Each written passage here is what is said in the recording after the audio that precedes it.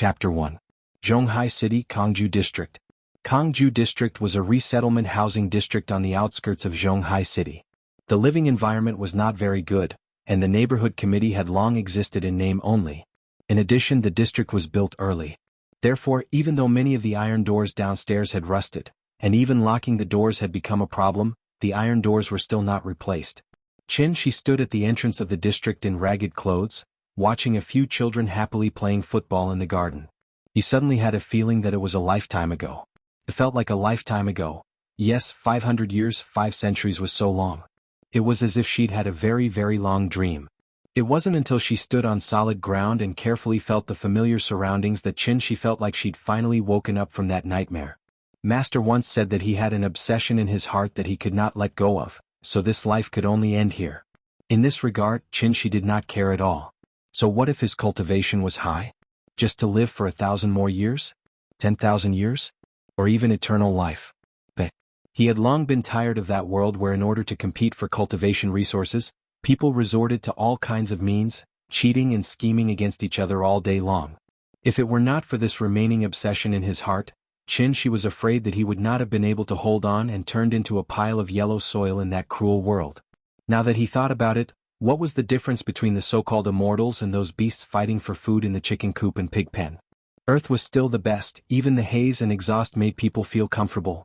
She thought happily and could not help but laugh. A 4 or 5-year-old boy stood not far away, looking at the silly weirdo in front of him. Just as he was about to go forward and study this weirdo, a fat auntie quickly rushed out from the side, then grabbed the boy's ear and dragged him by the ear into the building.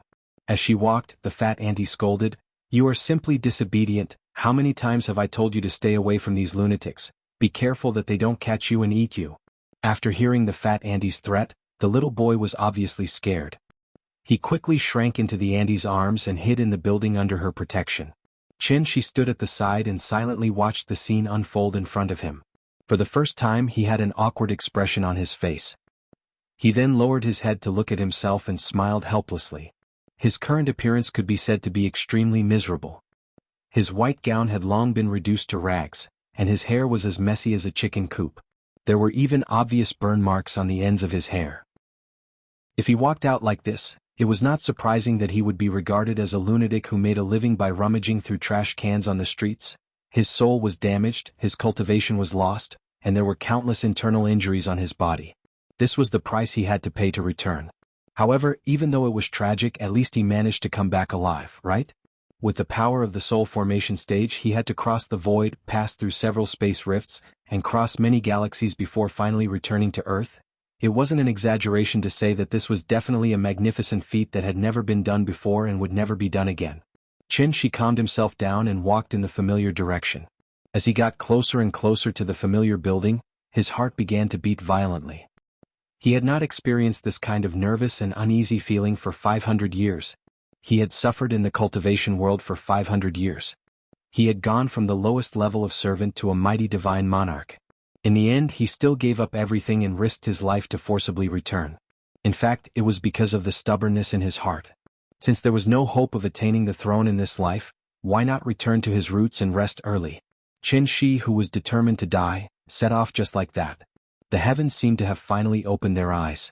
Originally, he thought that when he came back he would only see everything in the past turn into mulberry fields.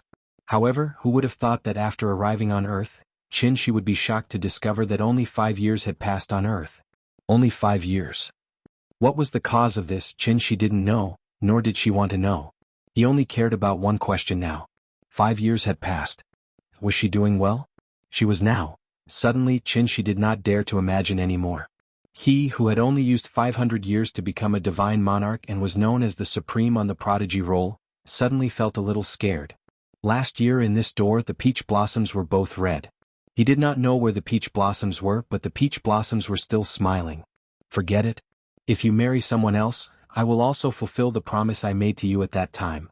As if he had finally made a decision, Shi threw away the various distracting thoughts in his mind and strode through the familiar iron door. I ascended to become a divine monarch, not to live forever, but to bless you with happiness and peace. 3rd floor. The second room from the left, 302. When he saw the slightly faded fortune on the iron door, Shi was suddenly stunned. The word fortune, was still there and the couplet was still there. This was what he had personally put on with her before he disappeared. Could it be, she is still waiting for me? She stretched out his trembling right hand and gently knocked on the door. Now he looked like a groom standing on the wedding stage ready to welcome the bride, but also like a Luther who received an invitation but did not dare to look at the bride's name on it. She tidied his tattered clothes, trying to make them more pleasing to the eye. Then he scratched his hair again. That skillful action was like that of 500 years ago, when he was still in university.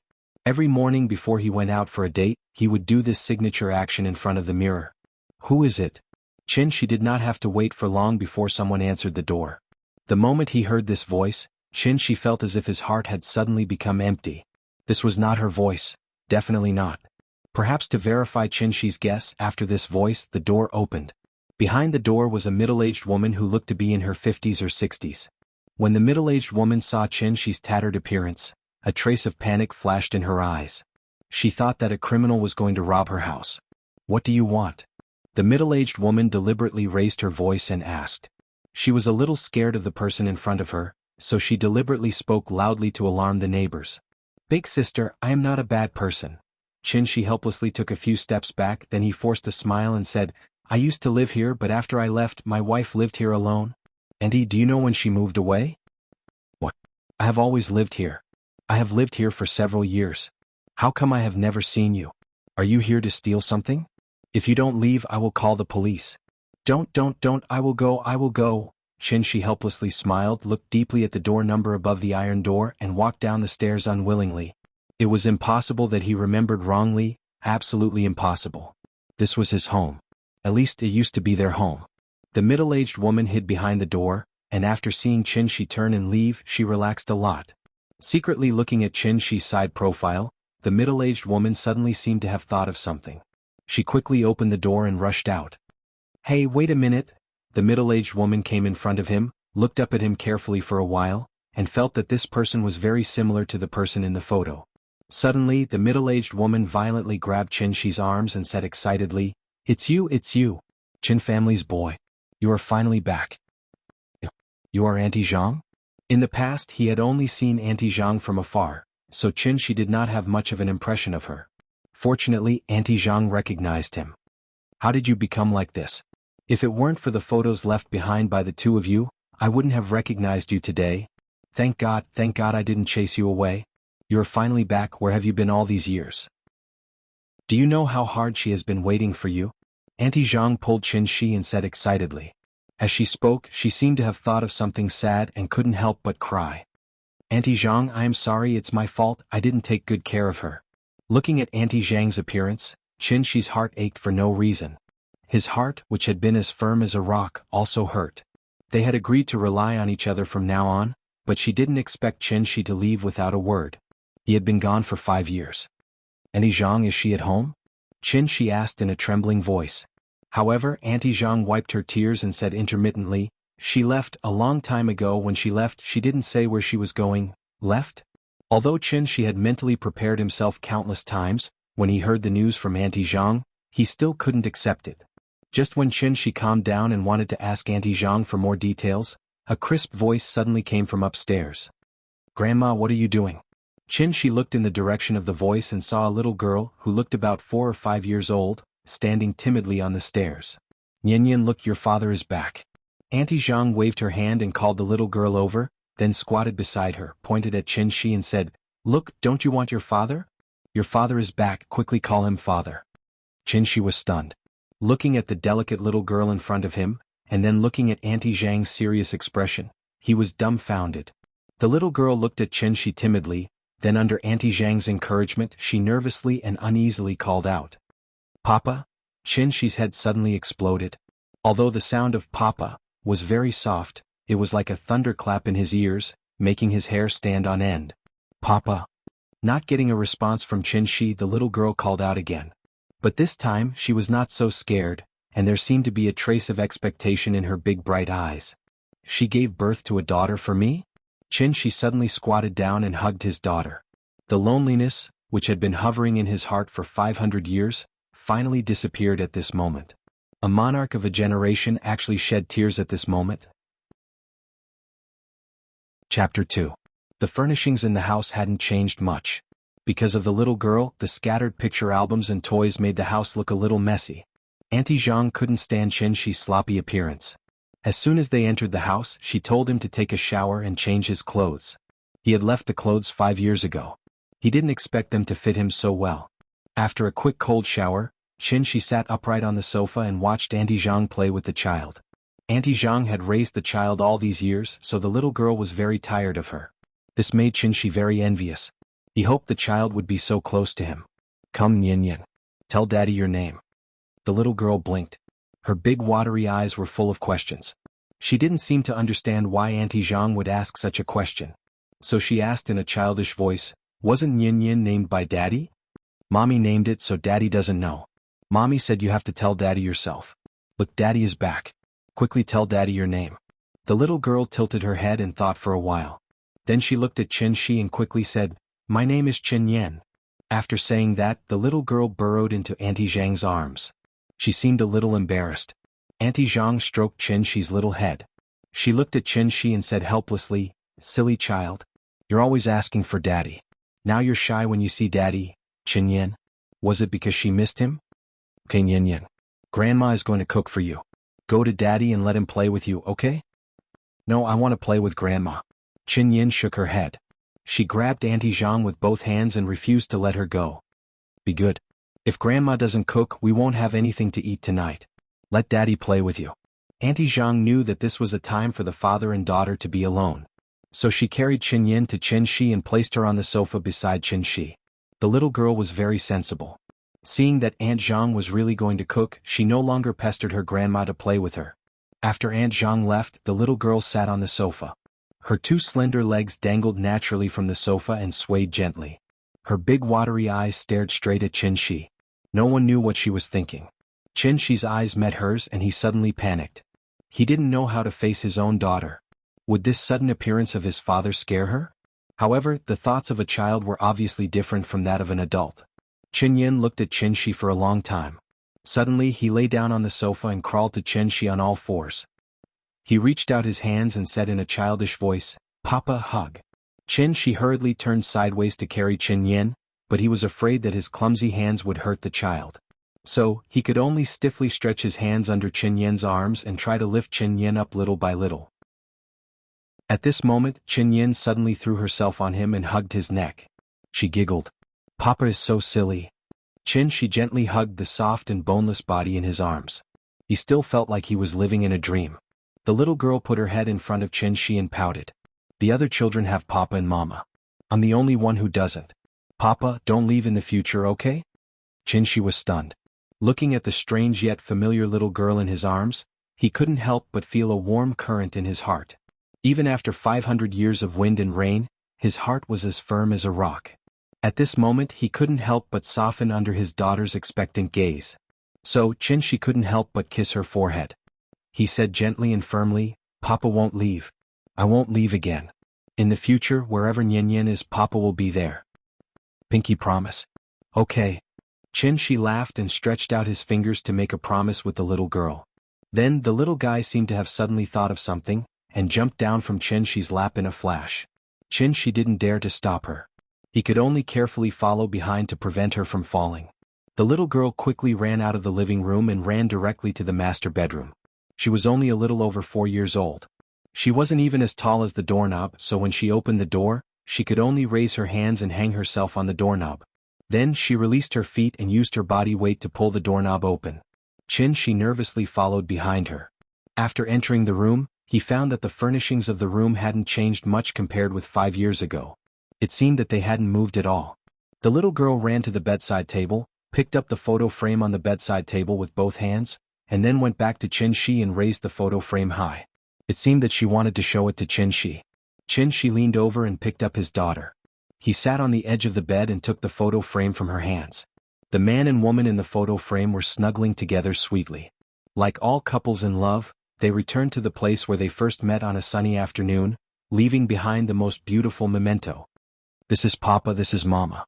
The little girl happily pointed to the people in the photo and said, Perhaps today was the most absent-minded day in Qin-Shi's life. When he saw the girl snuggling in his arms in the photo, It seemed that everything only happened yesterday. However, this yesterday was a whole 500 years to him. And for her, it was also 5 years. 5 years was enough for a girl to become a woman. Papa is back. When will Mama come back? The little girl held the photo frame and asked expectantly. Children were innocent and sensitive. In fact, she knew very well why others laughed at her as a wild child. Grandma often said that Papa and Mama had gone far away, so they couldn't come back to see her. She had been waiting for her Papa and Mama to come back. Then she could go to the zoo and amusement park with her Papa and Mama like other children. Now that Papa was back, Mama should be back soon, right? Soon. She looked at his daughter's big watery eyes and replied affirmatively. Nyin, don't worry. Mama will be back soon. If she doesn't come back, Papa will take you to find her, okay? The little girl nodded her head heavily, and with a face full of joy, she burrowed into Shi's arms, then happily pointed to the photo frame and asked, Papa, when Mama comes back, can you put me in too? Put me in it? She touched his daughter's tender little face and replied very seriously, okay, when we find Mama, we will take another family photo and put Nyin in it. And Grandma? All right, not a single one can be missing. After parting, the two places were suspended. I only knew it was March or April, but who knew it would be 5 or 6 years? The 7-string zither was played without heart, and the 8-line script could not be passed down. The 9 rings were broken in the middle, and I looked at the 10-mile pavilion anxiously. Hundreds of thoughts, thousands of thoughts, and all kinds of helpless complaints. Thousands of words and thousands of words were endless, and I was so bored that I leaned on the railing. On the 9th day of the month, I looked at the wild goose. In the middle of August, the moon was round, but the people were not round. In the middle of July, I burned incense and asked the heaven.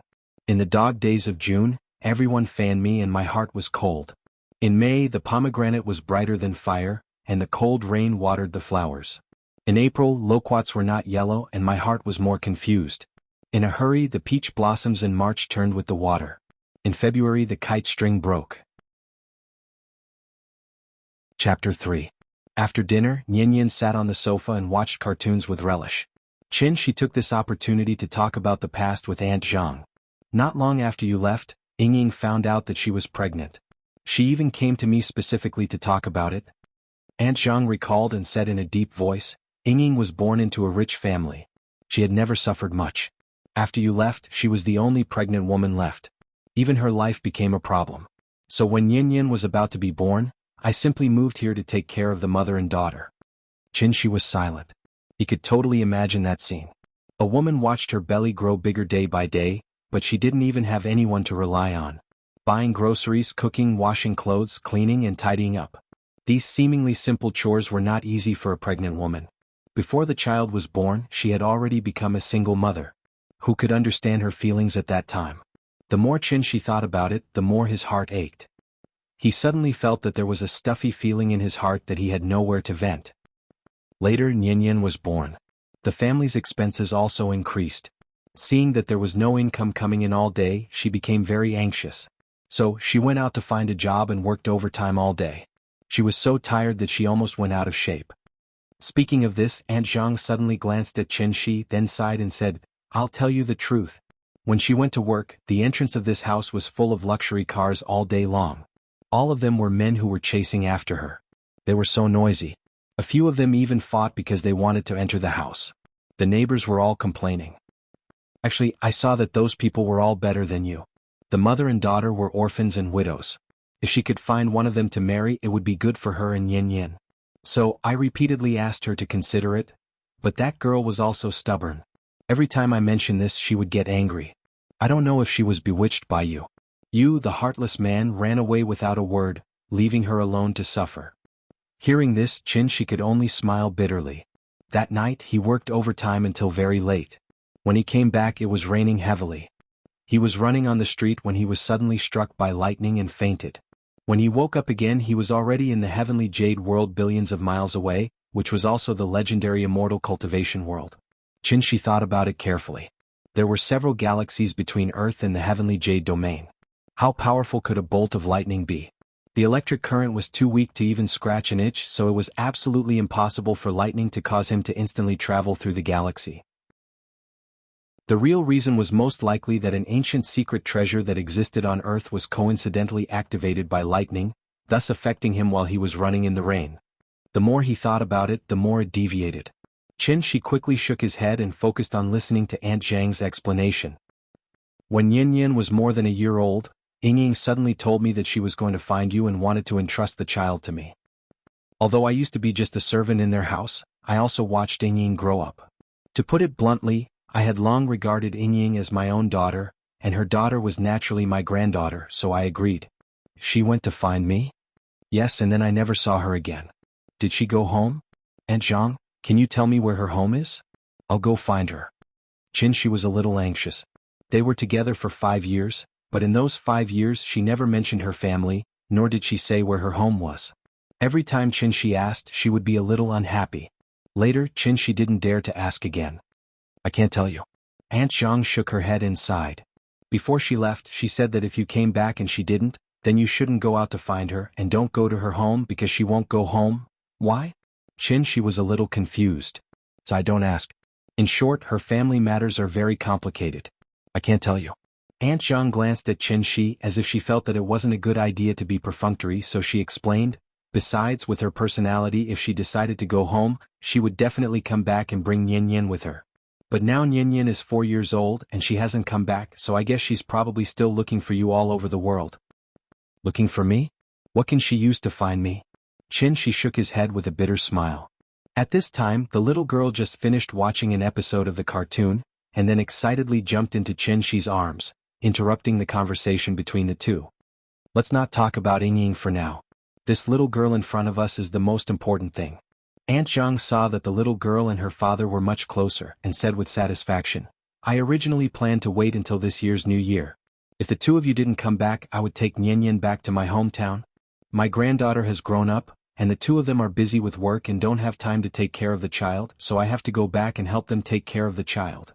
Hearing this, Qin couldn't help but look at the lively and cute little girl in his arms, and then looked at Aunt Zhang very seriously and said, I'm grateful to have you all these years. I can't thank you enough.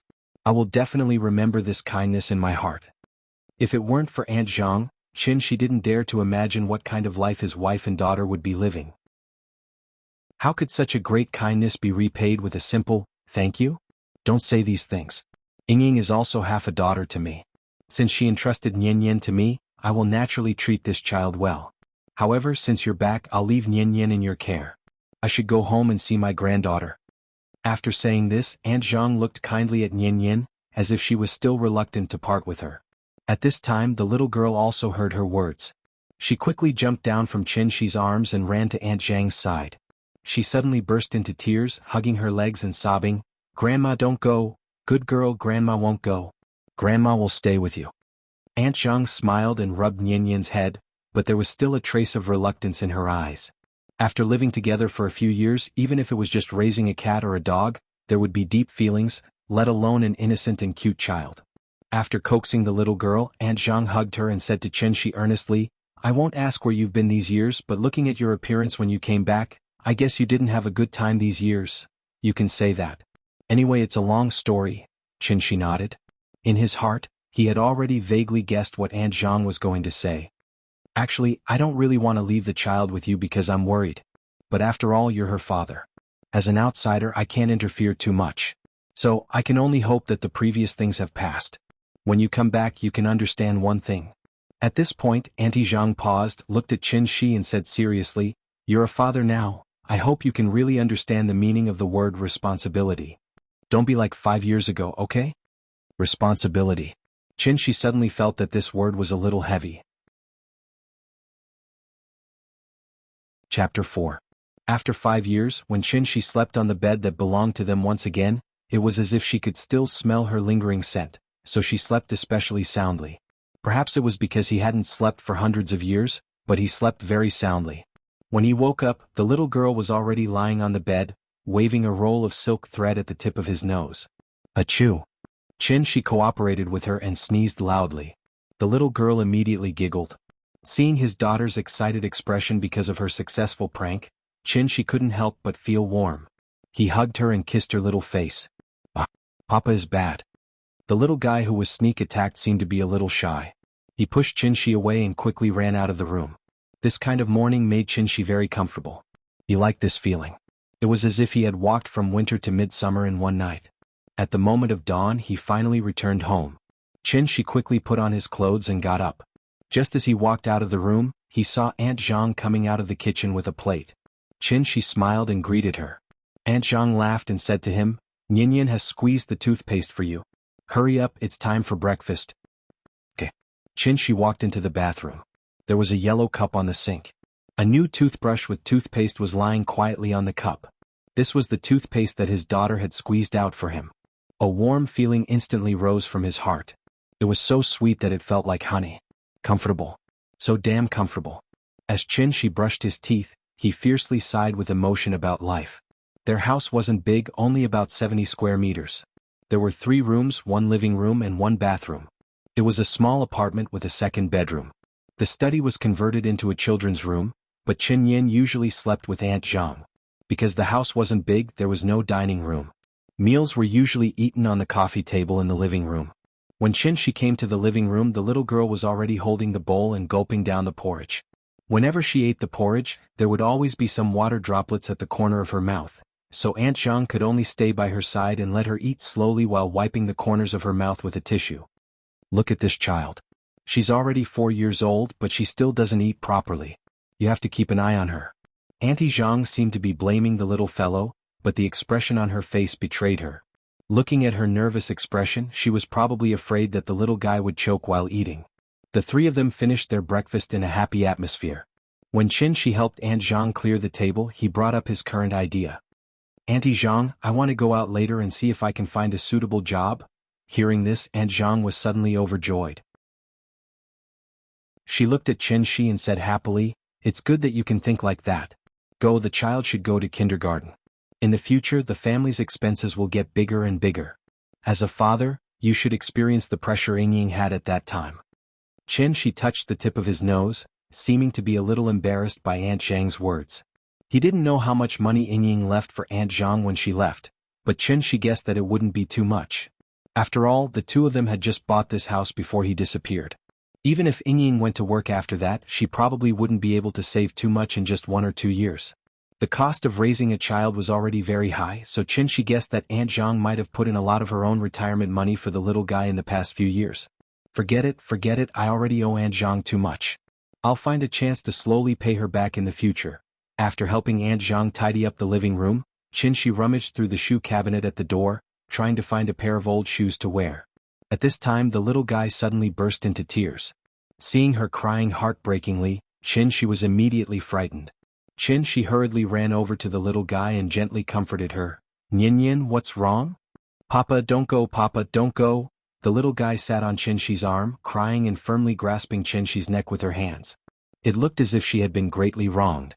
If a child's crying could be graded, then she must be at the S level now. Papa won't go anywhere. Ninian, be good, don't cry." Qin didn't know whether to laugh or cry.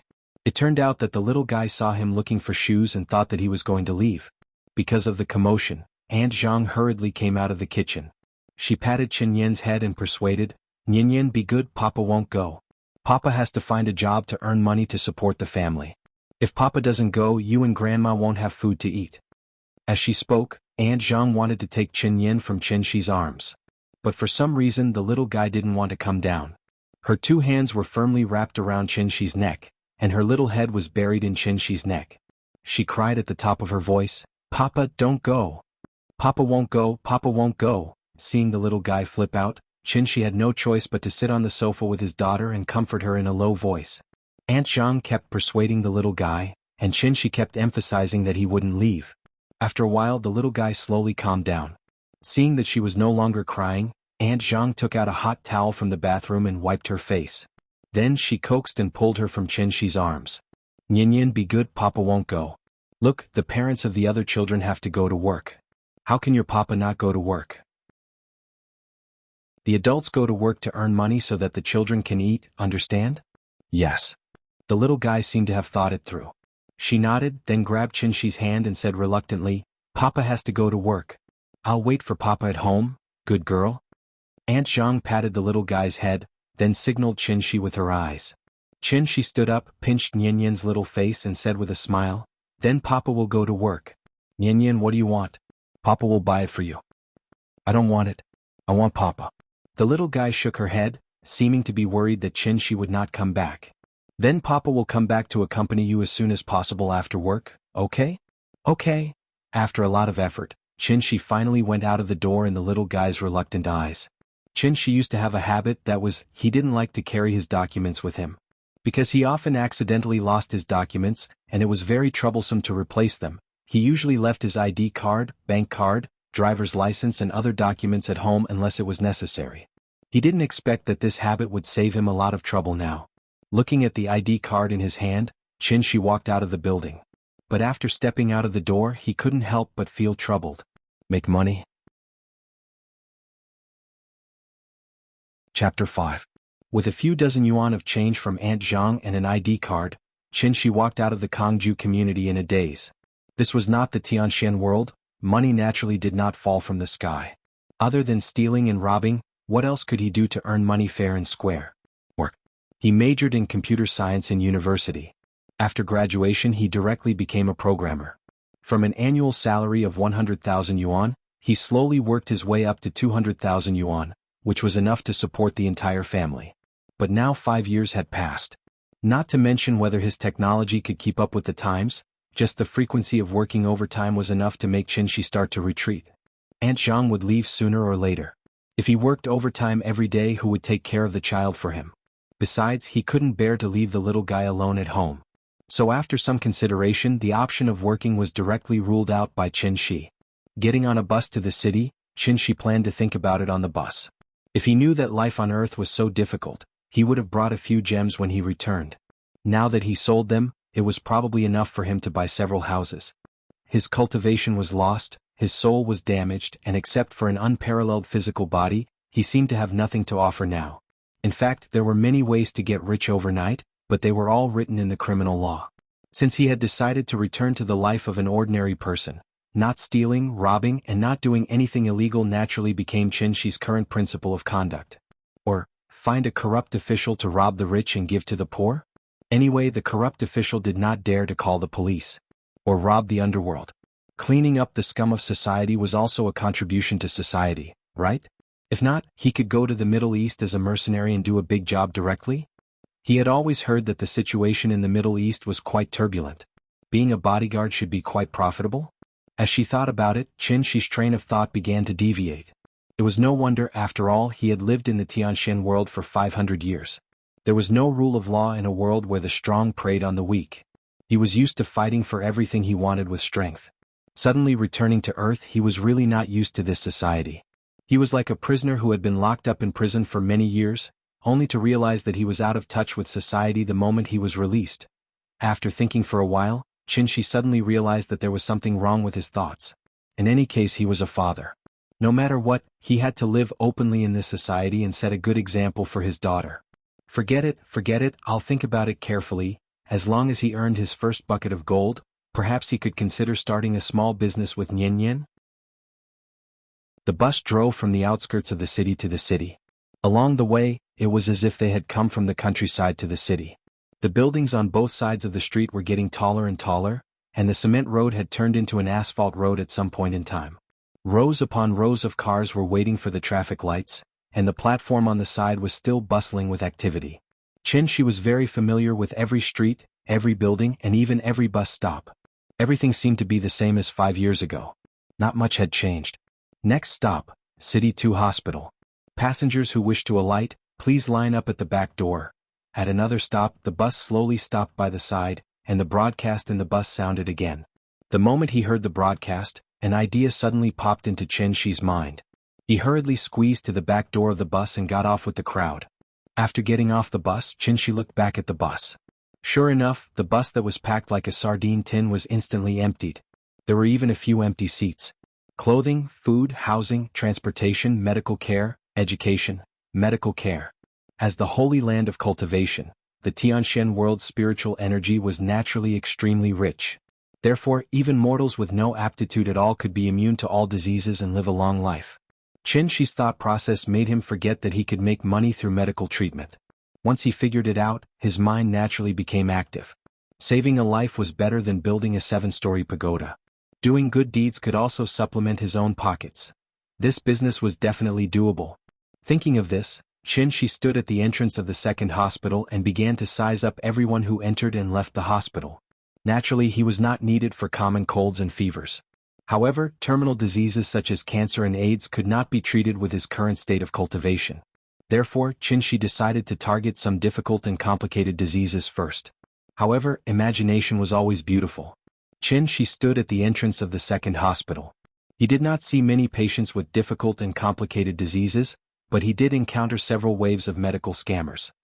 "Little brother, do you want to see a doctor? What disease? I can help you register." The number of a retired veteran of the second hospital, guaranteed to cure all diseases. "Do you want to register?" These scammers actually only had a few tricks up their sleeves. There was someone outside who was in charge of soliciting customers, following behind you in the name of registering. Normal people would have the most basic vigilance, so they did not prepare to deceive people in the first wave. When you were queuing up at the hospital to register, a doctor or nurse in a white coat would appear, wearing a uniform to help you solve your problems. This was scammer number 2. After scammer number 2 was as ferocious as a tiger, he would regretfully tell you that there was no more number. However, a third scammer would appear. Scammer number 3 would pretend to be a patient with similar conditions as you, then cooperate with scammer number 2. If you still did not believe, they would bring you upstairs and scammer number 4 would appear. In short, scammers number 2, 3, and 4 only had one goal, and that was to trick you into leaving the hospital and going to the outpatient department where the retired miracle doctor was. Once you were tricked out of the hospital, their serial scams would basically succeed. Qin was looking for her target while watching the scammers act out their show in boredom. However, he watched for more than an hour, but he still did not see a single scammer succeed. Qin could not help but feel a little emotional. These days, even scammers had a hard time. After waiting for a while, Qin began to wonder if his method was not right. Even if he encountered patients with difficult and complicated diseases, people might not necessarily believe him if he waited at the entrance of the hospital like this. Not to mention that he was not famous, he looked like a young man in his 20s. He did not look like a sage-like old miracle doctor at all. Even if he was a miracle doctor, who would believe him? Why not see the doctor first and pay later? He was afraid that before he could say this sentence, others would have already started to chase him away with brooms. Worry, what should I do? Qin was thinking about how to make himself famous when suddenly, he saw a man and a woman walking out of the hospital. The woman was in her 20s. She had an outstanding temperament and was dressed maturely. She was wearing a tailored black gauze dress. Her 2 snow-white long legs swayed faintly under the gauze, rippling with a myriad of emotions. She was so enchanting, but had a pair of eyes that were as clear as autumn water. It made people unable to have any blasphemous thoughts. Her temperament was like an iceberg, making people not dare to approach her. They could only stand at a distance and silently sigh. What a devastatingly beautiful woman. However, although this woman was beautiful, Qin's gaze was always on the man. This was a middle-aged man in his 40s or 50s. His every movement had a hidden power. When he walked with a majestic gait. He looked particularly energetic. This man looked to be in his prime, but Qin knew that he was sick. Chapter 6. Business was here. This was not the time to pretend to be aloof. After waiting for so long, he finally found a suitable target. He could not let this cooked duck fly away. His daughter was growing. She needed money to supplement her nutrition, go to school, buy clothes, and buy toys. As a father, if he did not work hard now, how could he leave a perfect and happy childhood for his daughter? Therefore, when Qin saw his target appear, he took the initiative to walk toward them. Because only by taking the initiative would a story happen between them. The man and woman seemed to have driven a car. After leaving the outpatient department, they turned around and walked to the parking lot behind the outpatient department. Qin followed them to the parking lot. After seeing that there were not many people here, Qin quickly walked past the 2 people and directly reached out to stop the man and woman. "Little brother, what's the matter?" Qin's behavior was a bit impolite, but the middle-aged man was not angry. Instead, he asked gently. In order not to appear like those medical scammers at the hospital entrance, Qin decided to go straight to the point after some consideration. Therefore, he did not talk nonsense. He directly looked at the middle-aged man and said, "You're sick. I can cure you." As if to make his words more convincing, Qin's eyes looked very sincere at this moment. "I'm sick." Hearing this, the middle-aged man could not help but be stunned. The middle-aged man seemed to have not recovered from Chen Shi's words. The woman next to him was already angry. She immediately scolded in a delicate voice, "You're the one who's sick." After that, she glared fiercely at Chen Shi. Then she took the middle-aged man's arm and wanted to pull him away. "Dad, let's go. Ignore these lunatics." "Hey, wait, you're really sick. I'm not lying to you." Chen Shi ignored the woman. He stopped the middle-aged man again and said with a sincere face, "A dignified monarch god had to take the initiative to attract customers on the street in order to make money. He even had to use his hot face to kiss someone's cold ass. This was life." Perhaps moved by Chen Shi's sincerity, the middle-aged man signaled the woman not to worry. Then he looked at Chen Shi and asked, "Little brother, you said that I'm sick. Tell me, what illness do I have? Can I check your pulse to confirm it?" "Sure." The man nodded and stretched out his right hand. Chen Shi held his wrist and made a gesture that was not very standard to feel the pulse. Not long after, Chen Shi released his hand and said with certainty, "Your injuries are very serious. You probably won't live past 50. What a joke. The woman was clearly enraged. She couldn't help but laugh in anger. "My father is already 52 years old. How dare you say that he won't live past 50? I'm warning you, if you don't leave now, you'll have to bear the consequences." After saying that, the woman took out the car key and unlocked the car with a beep. Then, she pulled the middle-aged man and walked to the car not far away. Already 52? Chen Shi was also stunned. He didn't expect that the first patient he took the initiative to find would be misdiagnosed by him. It didn't make sense. This middle-aged man looked strong, but if one looked closely at his complexion, one could clearly see that his face was a bit pale, which was different from his normal skin color. Although he walked with large strides and held his head high, with Chen Shi's superior vision, she could naturally see that his body was slightly unnatural, as if he was forcibly pretending to be healthy at all times. Because of this, Chen Shi proposed to take his pulse, wanting to see what illness this middle-aged man had. In fact, after this period of recovery, Chen Shi had cultivated a little bit of true essence again. It was also because of this that he could control true essence into the middle-aged man's body when he felt his pulse. From there, he could understand the man's current physical condition in detail. The man's internal organs were all damaged and it was very serious. The strange thing was that the middle-aged man's internal injuries didn't seem to have been caused in a single breath. Instead, they seemed to have been caused by an external force over a long period of time. It was as if someone had taken a knife and continuously cut open his internal organs. The most serious injury was the lung. The wound had already begun to fester. Chen Shi estimated that even if the man immediately went for a resection, his injury wouldn't get better. Thinking of this, Chen Shi looked at the middle-aged man who was about to get into the car and said, "I don't know what method you used to extend your life, but according to your current situation, you could die suddenly at any time." Hearing this, the middle-aged man stopped. By the time he turned around again, the carefree temperament on his body had already disappeared. He frowned slightly and asked with a sullen face, "Little brother, do you really know medicine? I can cure you." Chen Shi nodded, his attitude was very confident. "Really? 100% sure. Then what do you want?" "Money." "How much?" Hearing this, Chen Shi immediately sneaked a glance at the old A6 behind the middle-aged man. After a little consideration, he opened his mouth and said, 100,000. Okay. Chen Shi was still hesitating whether he had asked for too high a price. If the man wanted to bargain, 50,000 was not out of the question. If the man still thought it was too expensive, 20,000 would be fine too. In short, if the price was as high as the sky, the price would fall. However, what Chen Shi didn't expect was that as soon as he asked for the price, the middle-aged man had already agreed to it without hesitation. At this time, the woman who had already opened the door and was about to get into the car couldn't take it anymore. She carried a small Kuan bag and walked quickly in high heels to the middle-aged man's side. She called out anxiously, "Dad." The middle-aged man waved his hand and motioned for her to calm down. She was so angry that she stomped her feet and scolded Chen Shi coldly, "Are you selling crutches? My dad is not sick. This is the hospital. Dad, do you feel uncomfortable anywhere? Let's go check now and ignore these liars." "Jiodong, stop it." The woman was about to go crazy with anger. However, the middle-aged man didn't listen to her at all. Instead, after hearing what she said, he immediately stopped her with a straight face. "Dad." The woman curled her lips and looked like she was about to cry. Seeing his daughter's aggrieved look, the middle-aged man's expression couldn't help but soften a lot. Thus, he patted her shoulder and whispered, Xiaodong, get in the car first. Dad will explain to you later.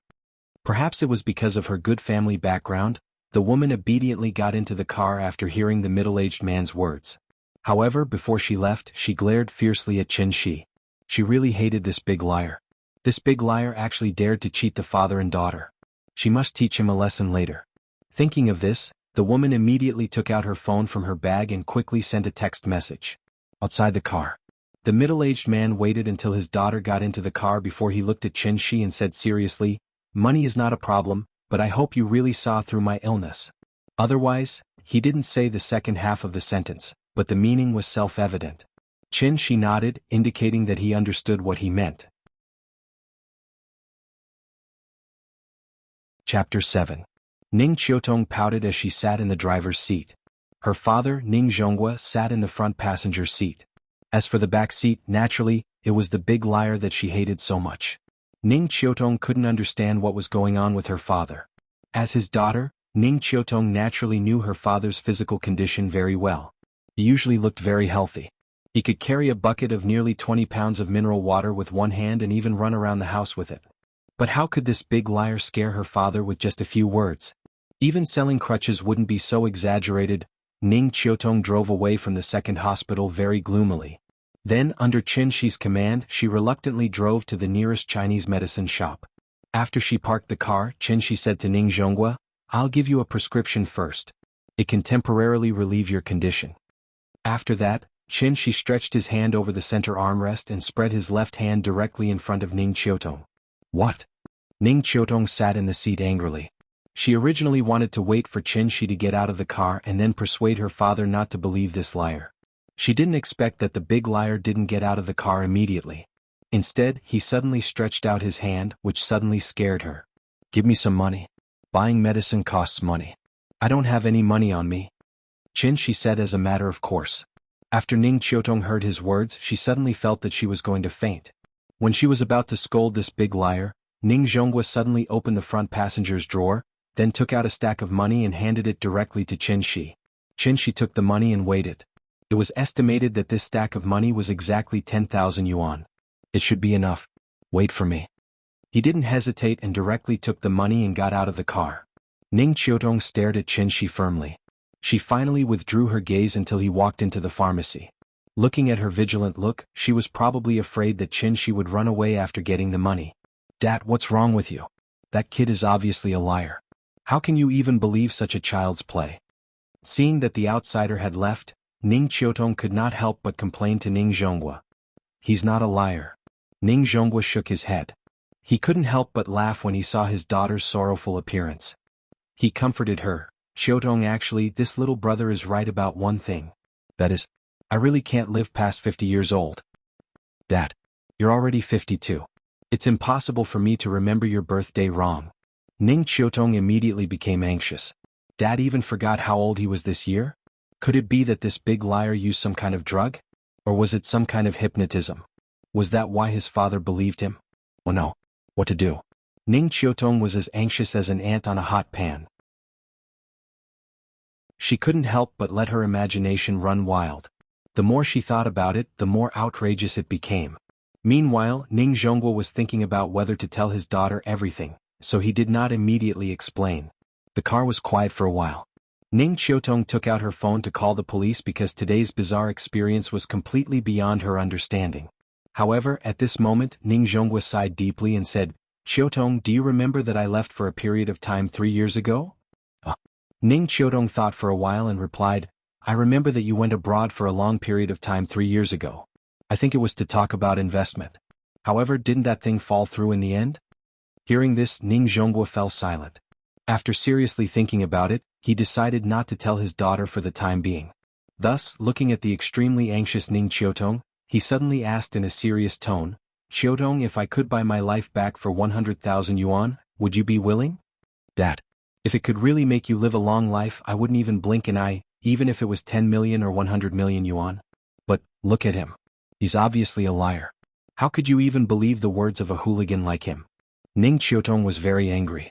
This was not a matter of money, but because she always felt that her intelligence was being insulted. "I understand what you mean." Ning Zhonghua turned sideways and reached out to pat the back of Ning Qiutong's hand. Then he said seriously, I don't completely believe him, but I have to believe him. I even hope that he didn't lie to me from the beginning to the end, because I can't afford to gamble. If 100,000 yuan could buy my life back, then what's wrong with giving it a try? Dad, if you really feel uncomfortable, let's go back to the hospital for a checkup, okay? If you think that the standard of the city's second hospital isn't good enough, then I'll go abroad with you for a checkup. Ning Zhonghua shook his head and reached out to hug his daughter. Then he said solemnly, trust your father's feelings, okay? Half an hour later, Qin Shi walked out of the pharmacy with 2 big bags. As soon as he opened the door, he felt that the atmosphere in the car was a bit strange. Thinking about it, looking at the woman's dress and temperament, he guessed that she was a real strong woman at work. This kind of social elite usually paid attention to objectivity, rationality, and facts, so they always only believed in their own judgment. Since she had already determined that he was a liar, then naturally she wouldn't believe him no matter what. He guessed that she had just quarreled with her father. Forget it, he couldn't care less about other people's family matters. Since Wang Zhonghua was willing to believe him, then Qin Shi would naturally do his best to cure him. Qin Shi opened the door and put one of the bags of medicine in the back seat. Then he carried the other bag and stood beside the passenger seat. Then he said to Wang Zhonghua through the window, take the bag of medicine in the car back. Decoct 1 dose every day. Decoct 2 juices for each dose. Take 1 in the morning and 1 in the evening and take it after meals. And what else? This medicine can only relieve the pain temporarily. It won't help your condition at all. Speaking of this, Qin Shi lifted the other bag of medicine in his hand, then pointed to the bag and said, I need 3 days to prepare. Give me a business card and I'll contact you in 3 days. Okay. Ning Zhonghua took out a business card from the bag and handed it to Qin Shi. Qin Shi glanced at it. There was only a name and a string of phone numbers on it. Put the money for the medicine on me. There's no need for a deposit. After I cure you, I'll settle it again. 90,000. After that, Qin Shi waved at Ning Zhonghua and turned to leave. After Qin Shi left, Ning Qiutong started the car angrily. Then she spat and said with some sarcasm, so useless. You're satisfied with just 10,000. Hey Qiutong, why do I feel like there's another meaning in your words? Are you blaming your father for being senile? How would I dare? Ning Qiutong said with resentment. Didn't you see that he bought a lot of medicine? How much is this medicine worth? Dad, I think you don't know the hardships of ordinary people. It's 10,000 yuan. The average salary in Zhonghai is less than 5,000. He earned 2 months' salary in half an hour. Isn't that enough? Hearing this, Ning Zhonghua laughed and said, let's wait. Didn't he say that he needed 3 days to prepare? Don't jump to conclusions. Let's talk about it in 3 days. There are still 3 days left. I dare to bet that he has already disappeared without a trace. After that, Ning Qiutong looked at the rearview mirror, as if trying to find the big liar's figure. As for Qin Shi, she really did as she said. She had long since run away, because he had to rush home to see his daughter. After not seeing the little girl for half a day, Qin Shi began to feel a little empty in his heart. He was not used to it. As long as he thought of the little girl waiting for him to come home, he couldn't wait to recover his cultivation immediately and fly to his daughter in an instant. Chapter 8. In fact, Ning Qiutong really wronged Qin Shi. Because after buying the medicinal materials, there was only about 800 yuan left out of the 10,000 yuan. Ordinary medicinal materials were not expensive, but the aged ginseng, deer antler, and caterpillar fungus were very valuable things. These aged tonic medicines contained a small amount of heaven and earth spirit qi. Because the cultivation environment on earth was too bad, the heaven and earth spirit qi was almost dried up, so Qin Shi could only extract it from this kind of medicine. Ning Zhonghua's injury was very serious, and there was no way to treat it through ordinary means, so Qin Shi was going to refine a simplified version of the energy cultivation pill for him, using immortal means to save his life. When Qin Shi returned to Jianghu district with a large bag of medicinal materials, it was already 5 o'clock in the afternoon. The same place, the same time, the same person. But his state of mind was already very different from yesterday. With a faint trace of expectation, Qin Shi quickly walked to the door of the house. The familiar apartment building, the familiar iron gate, and the familiar feeling of space and time overlapping. Just like yesterday, he stretched out his hand and gently knocked on the door. But this time, just as he finished knocking on the door, there was an instant movement in the house. Papa! Papa! Papa is back! The little fellow shouted excitedly. That soft and crisp voice could be heard clearly even by Chen Shi standing outside the door. Then, with a burst of hurried footsteps, the door opened. The little fellow maintained the posture of hanging on the door handle, tilting her head and revealing a pair of bright big eyes, quietly glancing outside the house.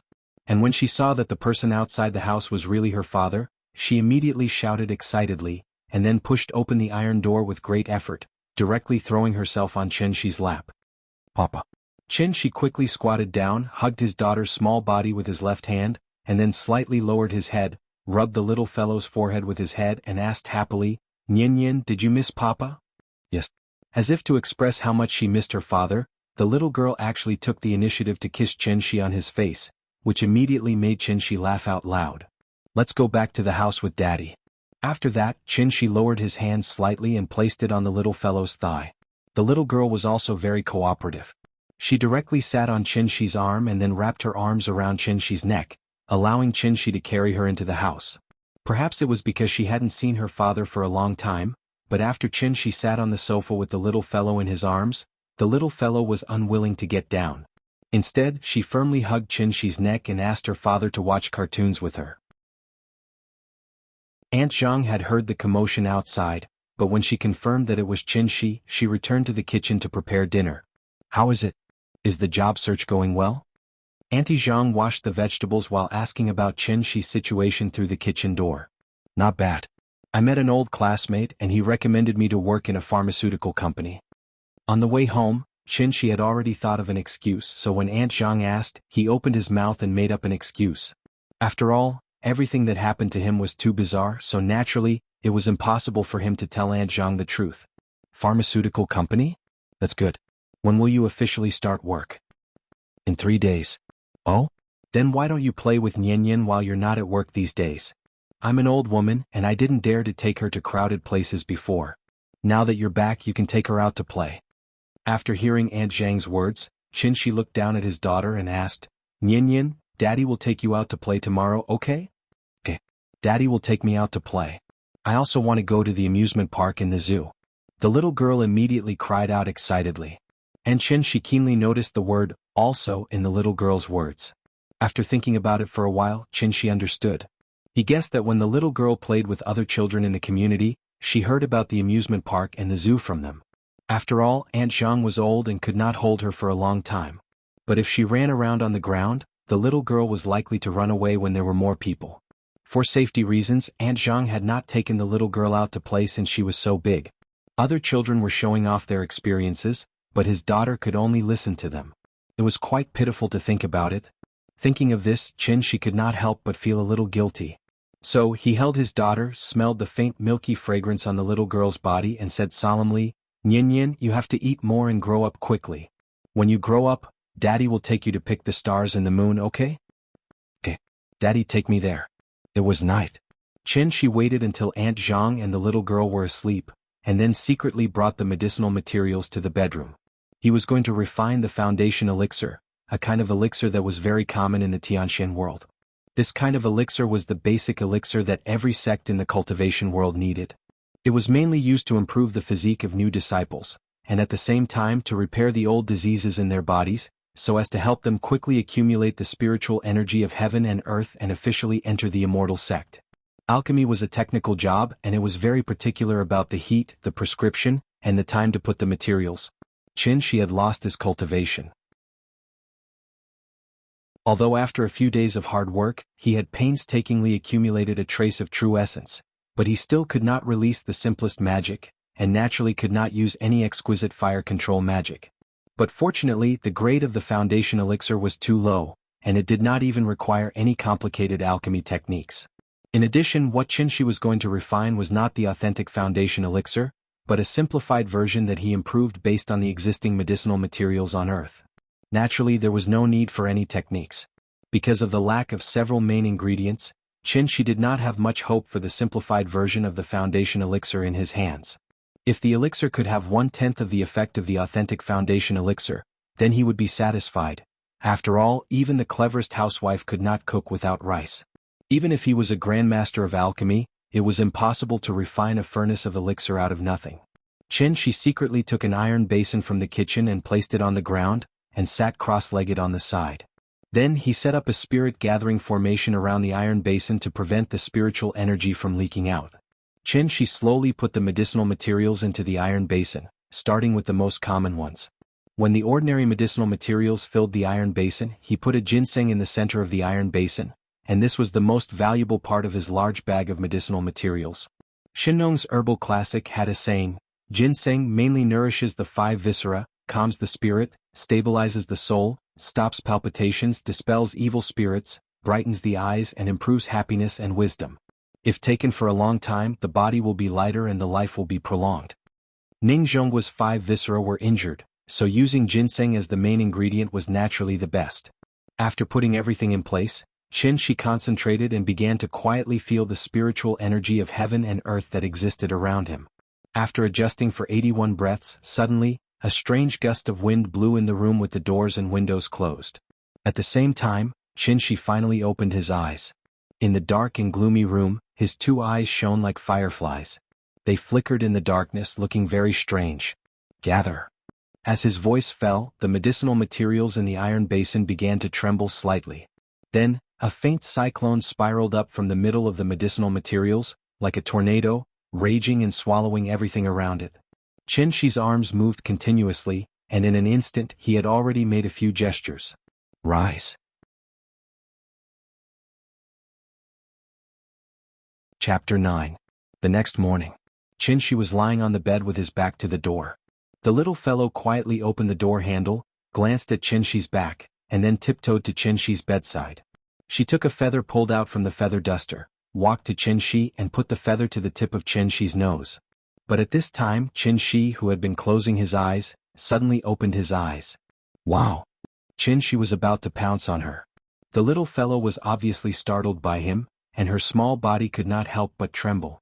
Then her mouth was crooked, and her face was full of grievance and fear. Her eyes were red and she was about to cry. Seeing this, Qin Shi immediately knew that something was wrong. He knew that this joke was a bit too much. Don't cry. There's something behind you. Qin Shi suddenly sat up from the bed, took the little fellow into his arms, and then gently lifted her into his arms. He pretended to be mysterious and said to her, "There's something moving on the window. Look, it's still moving. It's coming. It's coming." The little fellow was obviously frightened by him. Lying on Qin Shi's shoulder, her small body trembling slightly. She did not dare to move or look back. For a moment she even forgot to cry. Qin Shi secretly glanced at the little fellow and found that she was lying in his arms, so he whispered to comfort her, "Don't be afraid, Papa will protect you. Look, it was scared away by me." Under Qin Shi's constant encouragement, the little fellow slowly turned around and carefully glanced at the window, only to find that there was nothing there. The sun was shining brightly outside the house, and a 20-year-old elm tree was swaying gently in the breeze. The early morning sun passed through the window of the room and sprinkled a rectangular golden light spot on the cement floor. Through the light, countless floating dust could be vaguely seen, moving and swaying in the slightly slanted light. The little guy sat in his father's arms in a daze, like a delicate porcelain doll, infinitely lovable. Just like that, a storm was resolved by Qin Shi. Qin Shi rubbed his daughter's head lovingly and asked with a smile, "Nian Nian, do you want to go to the amusement park or the zoo?" "Everyone wants to go. You can only choose one today." "Then I want to see a panda." "All right, let's go." Qin Shi lifted her daughter high up in the air, making the little girl giggle. After breakfast, Qin Shi was ready to take the little fellow out, but at this time she clamored for her grandmother to go with her. Aunt Jiang was getting on in years and it was inevitable that her stamina could not keep up. Therefore she did not want to walk too much or go too far. Thus the little fellow was unhappy. After crying for a while, Qin Shi and Aunt Jiang finally calmed her down. Before leaving, the little fellow asked her grandmother what she wanted. She would bring it back for her grandmother later, which immediately made Qin Shi and Aunt Jiang burst into laughter. This little girl was really smart. Qin Shi had just said something to her yesterday, and today she was already nimbly applying what she'd learned. Outside the door, the little fellow did not want to walk by herself, so Qin Shi carried her with one hand and walked out of the community. At this time, a big sister carrying a vegetable basket saw the father and daughter. "Nian Nian, where are you going?" The big sister was talking to Nian Nian while looking at Qin Shi vigilantly. She carefully looked at Nian Nian's expression and movements, and then looked at Qin Shi. Seeing that Nian Nian was very affectionate to Qin Shi and did not look like a bad person, she was relieved. The zoo. The little fellow seemed to know the big sister, so she happily sat on Qinshi's arm, straightened up and said proudly, "Papa, take me to the zoo. I want to see the pandas." After hearing Yin call her father, the big sister completely dispelled the doubts in her heart. She turned to look at Qinshi and said with a smile, "So you are Yin's father? Are you taking your daughter to play?" "Well, yes." Qinshi nodded with a smile. Although he did not know the big sister in front of him, he could see that she cared about Yin. "I haven't seen you before. Are you working in the field?" "Yes, I just got home a few days ago." "Oh, then I won't bother you. If you have time, spend more time with your daughter. Yin is very cute." The big sister waved her hand and said goodbye to Qinshi and Yin. Qinshi also understood the meaning of her words, so he smiled and said thank you to her. Although the people living in this community were not rich and the security environment was very poor, there was one thing that those high-end communities could not compare with. That was the care and help of neighbors. Maybe it was because the little fellow basically had not been far away, so when Qinshi took her to take the bus, the little fellow constantly pointed at the surrounding and kept asking her father what those colorful things were. The little girl was indeed a little cute. Her fair little face had a faint pink tint to it, making her look like a porcelain doll carved out of jade. Coupled with her pair of big watery eyes, she was simply adorable enough to melt everything around her. Several girls who got on the bus halfway could not help but exclaim when they saw the little fellow for the first time. They surrounded her and wanted to take a photo with her. For this kind request, Qinshi would not refuse. Because the little fellow was held by her father, she was not so afraid of strangers. Instead, she was very polite and called her sister. Suddenly, several girls were overflowing with love and shouted that they must have a daughter in the future. Zhonghai Zoo was located near Zhonghai Airport, covering an area of more than 700,000 square meters. It was one of the best urban zoos in the country.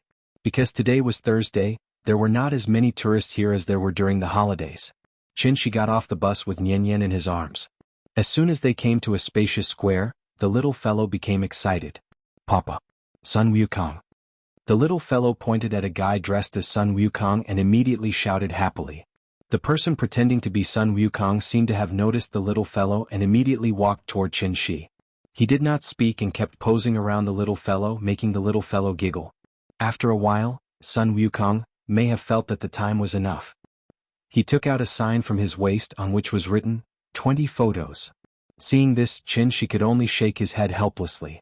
It was not because he did not like these people who pretended to be dumb and forced to make money, but because he had not bought a mobile phone yet. In this era, there were no mobile phones, even taking photos could not be taken, so he could only take Yin to get rid of Sun Wukong's entanglement and went directly to the ticket hall. The little fellow was only 4 years old and less than 1.2 meters tall, so even the ticket price was saved. Qinshi's adult ticket was only 40 yuan, which was already very generous. Entering the zoo, the first thing they saw was a large science education hall, where various model specimens were displayed, as well as some simple animal evolution science. The little fellow was not interested at all. After entering the door for a while, she was already shouting that she wanted to see a live panda. The panda, as the star of the zoo, was generally arranged in the deepest part of the park, so Qinshi could only take the little fellow and follow the crowd to see one by one. This is an orangutan. This is a monkey. Elephant. Hippo. Giraffe. Along the way, the little fellow could accurately call out the name of each animal, presumably because she often looked at children's picture books. After finally seeing a live animal this time, the little fellow became more and more excited. In order to let her see more clearly, Qinshi picked her up and let her sit on his shoulder. This was the first time the little guy had experienced such an experience, and he immediately cried out in excitement. "Ride the horse, ride. Ride." The little fellow opened her arms and kicked her small thin legs randomly. Seeing this, Qinshi also opened his arms, took her hand from bottom to top, and then took her to run on the ground quickly. Chapter 10. Happy time always passed so quickly. Qinshi took Yin to visit all the zoo. When they came to the exit, it was already 2:30 in the afternoon. "Papa, I'm hungry." The little fellow touched her shriveled belly and said with a pout. At this time, Qinshi suddenly woke up. He could not eat or drink, but the little fellow could not. Sin. He was so happy playing with the little fellow that he did not notice that it was already past the meal time. "Yin, what do you want to eat? Papa will take you there." "I want to eat Kentucky Fried Chicken," the little fellow said happily. But after saying that, her voice immediately lowered and she whispered timidly, "But Grandma doesn't allow me to eat it. She said that those things are bad for health." "Oh? Is that so?" After hearing his daughter's words, Qinshi understood that Aunt Zhang really raised her as a granddaughter, so she was determined not to let the little fellow eat any junk food. "Papa can take you there once, but you can't go back and tell Grandma, okay?" "Okay." Hearing this, the little fellow immediately nodded like a chicken pecking rice. Obviously, she had been fascinated by these foreign fast food for a long time. "Come on, eat this candy first, then Papa will take you there." Qinshi took out a black candy from his arms. The little fellow took it and smelled it. Suddenly she smelled a refreshing fragrance, so she opened her mouth and swallowed it.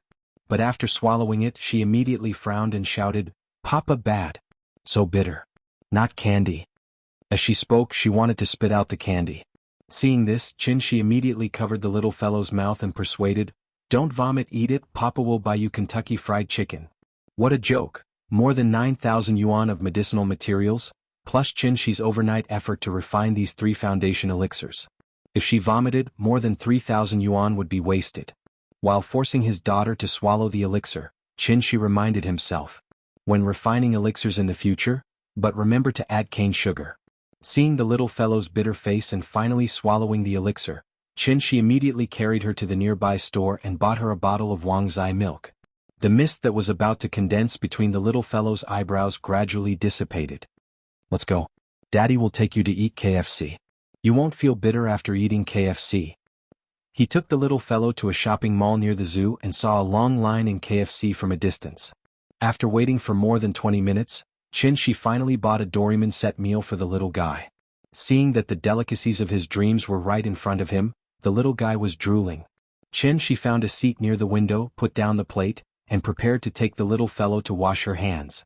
But at this time she shook off Qinshi's hand, picked up a chicken wing and nodded. Looking at her intoxicated look, Qinshi could only helplessly interrupt her and whisper, "Nyan, be good. You have to wash your hands before eating, or you will have worms in your stomach. Are you afraid? Let's go. Daddy will take you to wash your hands." Although it was impossible for the child to get sick with him, it was still necessary for the child to develop good habits from an early age. After several persuasions, the little fellow reluctantly put down the chicken wing in her hand and obediently followed her father to wash his hands. "Papa, you eat." After washing her hands and re-entering the battle, the little fellow naturally would not forget to accompany her father, so she picked up a chicken nugget and fed it to Qinshi. "Well, it's delicious. More." Qinshi smiled and swallowed the chicken nugget fed by the little fellow, then picked up a tissue and wiped the corners of her mouth. No matter where a beautiful woman was, she could easily become the focus of attention, and the little beauty was the same. Looking at the envious eyes of many people around, Qinshi suddenly felt a little proud. "This is my daughter." The father and daughter were quietly enjoying their familial happiness. At this moment, a figure suddenly appeared outside their glass wall. The person knocked on the glass. Qinshi looked up and saw that it was a young woman dressed beautifully.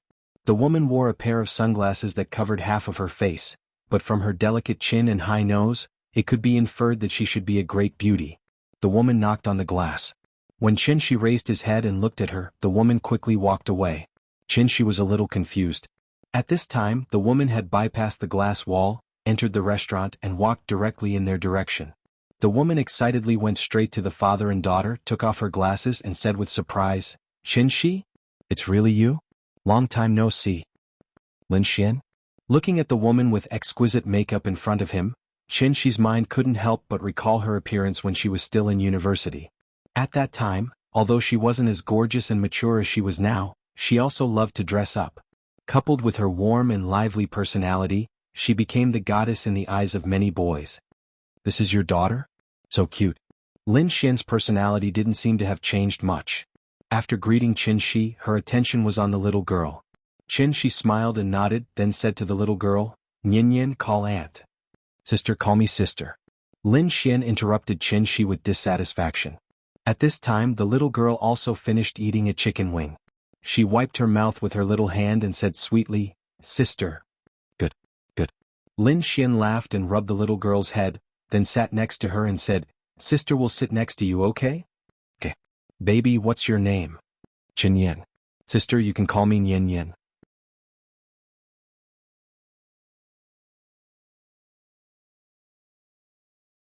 Chapter 11. Lin Xian looked at Qin Shi with some shock, as if she couldn't believe that the Qin Shi in her impression could do such a thing. Suddenly she grabbed a handful of chicken bones that Nian Yin spat out from the table, and then threw them at Qin Shi.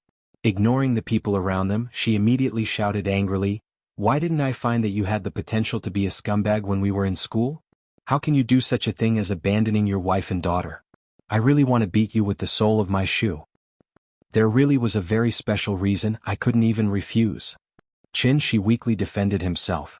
"You're a damn man, how can you abandon them and run away by yourself just because you said you couldn't do anything?" Lin Xian was already furious. Seeing that she had thrown all the chicken bones, she wanted to grab the uneaten hamburger on the table and throw it at him. But at this time, the little fellow suddenly cried, "Don't hit my papa." The little guy reached out and grabbed Lin Xian's hand, then burst into tears.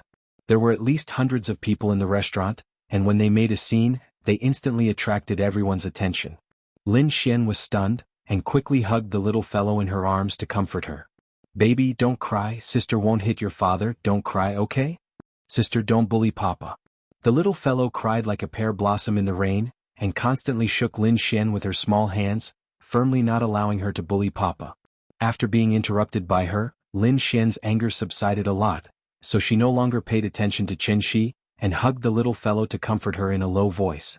After coaxing for a while, the little fellow slowly stopped crying, but she was still sobbing. Seeing this, Lin Xian was speechless and complained, "Yingying gave birth to a good daughter for you." Qin Shi smiled awkwardly, and then took a tissue across the table to wipe the little fellow's face and comforted her. "Nian Yin, sister didn't bully papa, don't cry, so many people are watching, if you cry again they will laugh at you." Perhaps Qin Shi's persuasion worked, the little fellow slowly calmed down. But then, she glared at Lin Xian with her pair of red eyes, and then pushed Lin Xian away with all her strength, and went under the table to her father's side. "Papa, hug." The little fellow went into her father's arms, and then buried her head in Qin Shi's shoulder, and didn't look at Lin Xian. Obviously she thought she was a bad person. "Well, I've become a bad person."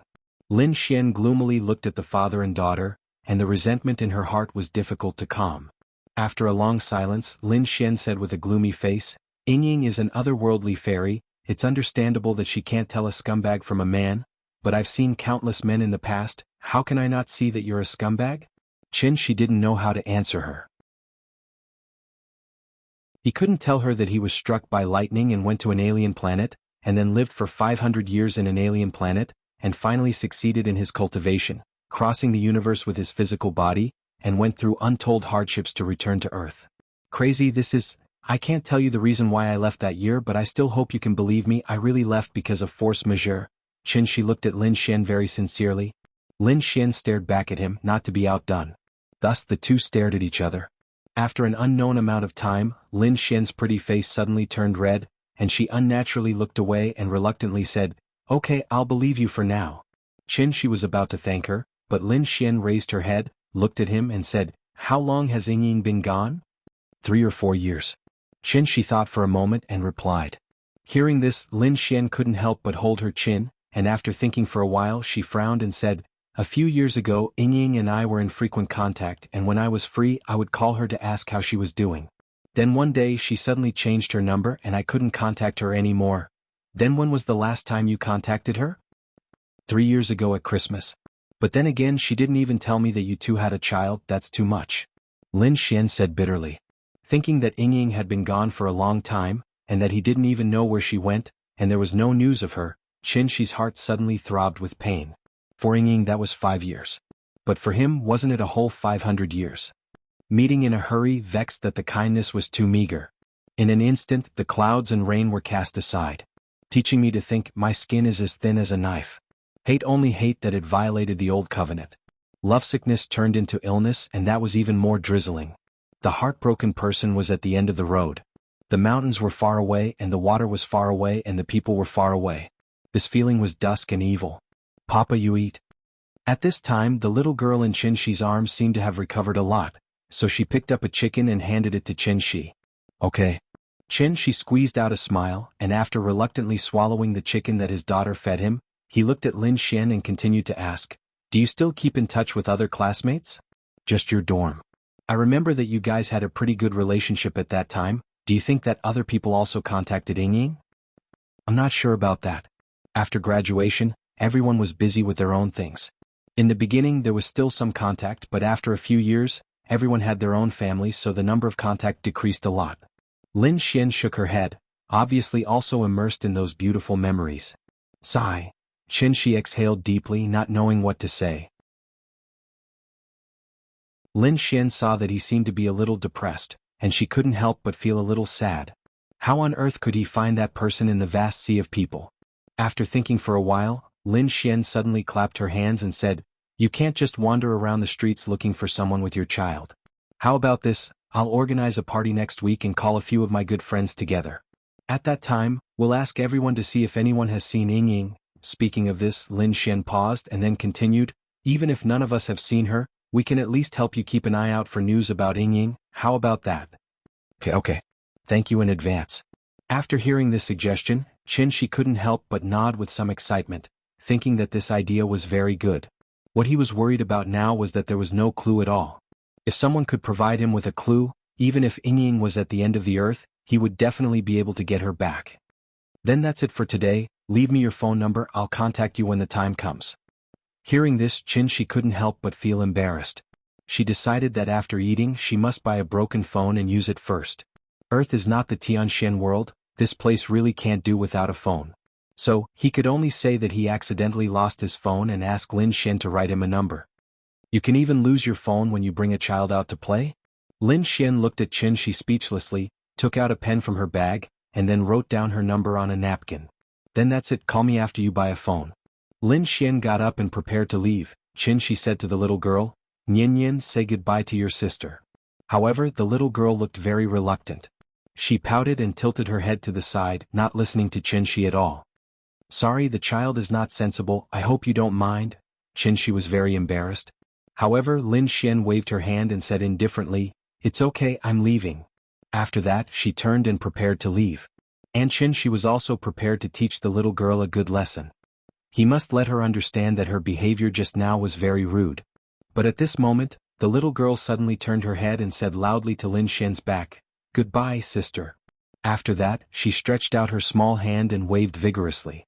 Lin Xian looked back at her cute little face, couldn't help but smile and blew her a kiss. Chapter 12. In this world, not everyone likes children. Some people think that children are innocent, lively and cute, while others think that children are noisy and annoying. After lunch, Qin took the little girl home. Maybe because she had a lot of fun, the little girl was chattering excitedly all the way. She was very long-winded, so she also disturbed many people on the bus. Finally, a young man in a uniform couldn't help but turn around and stare at Qin. Seeing this, Qin could only smile at him apologetically, and then whispered to the little girl to be careful not to disturb others when talking. After being educated by her father in a low voice, the little girl playfully stuck out her tongue. Although she was still talking to her father in high spirits, the volume was much lower. After the bus arrived at the station, Qin took the little girl straight to the nearest mobile business center, spent 399 yuan to buy a Xiaomi mobile phone, and then spent 50 yuan to get a SIM card. This cost him more than half of his net worth, which made Qin feel a little painful. After careful calculation, including the KFC meal just now, he only had about 200 yuan left, which was not even enough to buy a ticket to the amusement park. After thinking about it, Qin decided not to take the little girl out to play tomorrow. The most important thing was to fill up his wallet. So, Qin turned on his mobile phone and started to operate it. When he left, the Android system had just become popular, and Nokia was still struggling to survive by relying on its own Symbian system. 5 years later, Nokia had withdrawn from the mobile phone market, and the mobile phone that cost 2,000 to 3,000 yuan was not even comparable to the mobile phone that cost less than 500 yuan now. Thinking about it, it was a little amazing. Qin first sent a text message to Lin Xian, telling her his number, and then took out Ning Zhongguo's business card and called the number on it. The phone was quickly connected, and Ning Zhongguo's polite voice sounded from the other end of the phone. Qin introduced himself and explained the situation to Ning Zhongguo. Although Ning Zhongguo felt a little confused, he did not say anything else. After a few simple polite words, he and Qin set a time for the treatment. Tomorrow morning, 10 o'clock a.m., Jin City Holiday Villa. Jinqingbiyuan was a well-known high-end residential area in Zhonghai City. Its main products were detached villas and large houses. Ning Zhongguo finished the call and returned to the dining table. Ning Qiutong, who had been pretending to eat but was actually eavesdropping on his call, immediately frowned and asked, "Dad, did that liar call you?" "How rude. You're full of swindlers and liars. What did he lie to you about?" Ning Zhonghua reprimanded his daughter. Although Ning Qiutong didn't talk back, her face was full of displeasure. That liar had actually fooled her father. Thinking of this matter, she felt a little brooding. "Oh, by the way, tell Master Wang later that there will be a distinguished guest at noon tomorrow. Remember to prepare a feast. Also, your second uncle is coming over tomorrow. You should take some time to come back and call Qing Shui back as well. That girl is nowhere to be seen all day. As her elder sister, you should talk to her properly." Wang Zhonghua returned to the dining table and told his daughter about the arrangements for the next day as he picked up some food for her. "Got it?" After listening to Ning Zhonghua's words, Ning Qiutong nodded, but her eyes were rolling. Suddenly, a wonderful idea came to her mind. She had already thought of how to punish that big liar.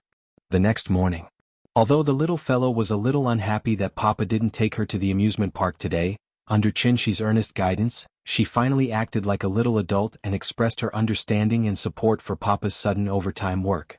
"Goodbye, Papa. I'll wait for you at home." The little fellow waved her little hand vigorously. Her silly little appearance immediately amused Qinshi. Now, as long as he could see the little fellow every day, he already felt very happy. Out of the door, Qinshi went straight to the bus stop. More than an hour later, he arrived at the expensive Jinqing Gyuan. After taking out his ID card and registering in the security room, Qinshi entered the community under the guidance of the security guard. Although he said that he was leading the way for him, in fact he was monitoring his every move. After all, this kind of high-end community was not a place that just anyone could come in and hang out. According to the address provided by Qinshi, the security guard took him to the front of a villa, and then stood silently by the side, indicating that Qinshi could go forward and knock on the door. Looking at the magnificent single-family villa in front of him, Qinshi couldn't help but have a doubt in his heart. Were rich people so low-key these days? Why would they buy a lousy A6 for no reason and make him ask for a low price? Qinshi pressed the doorbell, and the person who answered the door was a middle-aged woman dressed as a nanny. Before Qinshi could speak, the woman had already asked with a smile, "Are you Mr. Qin?" Under the guidance of the woman, Qinshi smoothly walked into the villa. Then he saw Ning Zhonghua in the living room who was watching TV. "Brother Qin, you're here? Please sit down." Ning Zhonghua didn't get up. He sat on the sofa and casually pointed to the seat next to him, indicating that Qinshi could sit anywhere he wanted. Although his words were very polite, Qinshi was not a 3-year-old child. Naturally, he could clearly feel the arrogance emanating from Ning Zhonghua's bones. In fact, it was because he didn't trust him. Perhaps he had never trusted him from the beginning to the end.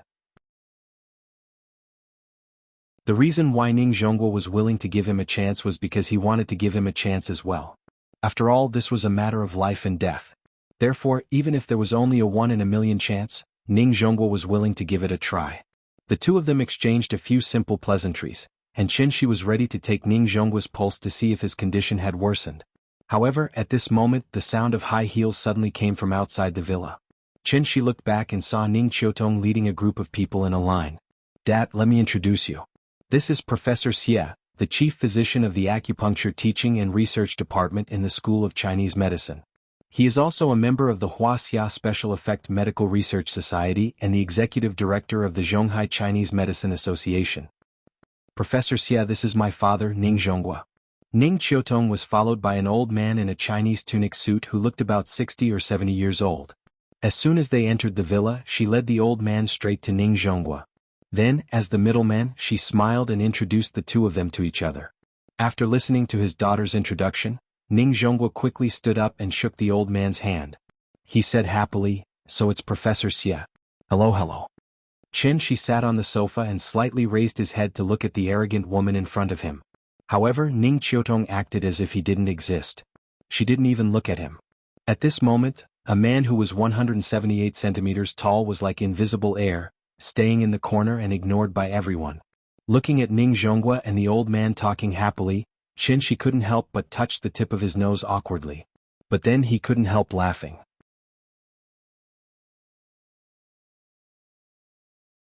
Chapter 13. Professor Xie was over 60 years old, so he was older than Ning Zhonghua by a generation. Ning Zhonghua did not dare to be arrogant in front of him, so he quickly got up and shook Professor Xie's hand. After the two exchanged some pleasantries, Ning Zhonghua invited Professor Xie to take a seat. Then Professor Xie noticed Qin Shi on the side. He saw that Qin Shi was young, so he thought he was from the Ning family, so he asked curiously, "Who is this?" Hearing this, Ning Zhonghua laughed and said, "This is a friend of mine, he also knows medicine. If Professor Xie doesn't mind, we can have a medical exchange later." "Oh, hello." Professor Xie nodded and guessed that Qin Shi was a medical student. He knew that Qin Shi was coming, so he waited here in advance. Professor Xie had seen this kind of situation many times, so he did not find it strange. Qin Shi did not know what Professor Xie was thinking. When he saw Professor Xie nod at him, he bowed slightly in return out of courtesy. Then Ning Zhonghua looked at the two people who came with Ning Qiutong. Behind Ning Qiutong was a man and a woman. The man was about the same age as Ning Qiutong. He was Ning Zhongping, the second uncle of Ning Qiutong. After Ning Zhongping came in, other than chatting with Ning Zhonghua for a while, he did not say anything else. From his words and actions, it was not hard to guess his identity as a soldier. As for the woman at the back, she was younger, about 23 or 24 years old. She was very beautiful and she looked very similar to Ning Qiutong. What was even more amazing was that she had a cold temperament, and she had a natural feeling, like a snow lotus blooming on top of a mountain. When she stood next to Ning Qiutong, the two formed a sharp contrast. One was as passionate as fire, and the other was as cold as snow. She was Ning Qiutong's younger sister, Ning Qingxue. Ning Zhonghua greeted his younger brother first, then looked at his second daughter who never came home and complained, "Qingxue, you're almost a rare guest. I'm afraid that your second uncle comes home more often than you." Hearing this, Ning Qingxue explained helplessly, "Dad, you know that I've been very busy recently. I can't just be a boss like my sister. Yo, if you think it's easy to be a boss, why don't you give it a try? I'll exchange jobs with you. Do you dare?" Ning Qiutong laughed and joked with her sister, but what she got in response was Ning Qingxue rolling her eyes. Qin Shi was originally sitting in the middle of the sofa, but as everyone took their seats one by one, he consciously sat on the other end of the sofa, keeping a certain distance from the others. This also made him look out of place with the others. Ning Qiutong had not looked at Qin Shi since she entered the room, but she had been secretly observing Qin Shi. She was waiting for this swindler to retreat. But she waited for a while, and even after Ning Zhonghua and Professor Xie had chatted for a while, Qin Shi still had no intention of getting up and leaving. Thus Ning Qiutong was angry. Since this swindler was so daring, then don't blame her for not being polite. Thinking of this, Ning Qiutong leaned down and whispered a few words in Professor Xie's ear. After Professor Xie heard this, even with his high self-control, he could not help but change his expression at this moment. He then looked at Ning Qiutong and asked seriously, "Really?" Seeing Ning Qiutong nod with certainty, Professor Xie then turned his head and carefully looked at Qin Shi. He still could not believe what Ning Qiutong just said. Could it be that medical swindlers were so rampant now? For a big family like the Ning family, 100,000 yuan was just a drizzle to them. But if it were an ordinary person, wouldn't the life-saving money that they worked so hard to save be cheated away so easily? If they dared to cheat ordinary people of their life-saving money, what else would this group of crazy medical swindlers not dare to do? Killing people was just the tip of the head, but this kind of vile behavior was even worse than killing people with their own hands. No, I have to expose them. Thinking of this, Professor Xie's face could not help but darken. He turned to look at Ning Zhonghua and asked seriously, "I heard from Qiutong that Mr. Ning has been feeling a little unwell recently?" "It's an old illness. It's an illness that I left behind when I was young. I've always felt a little uncomfortable, but recently it's become a little more serious.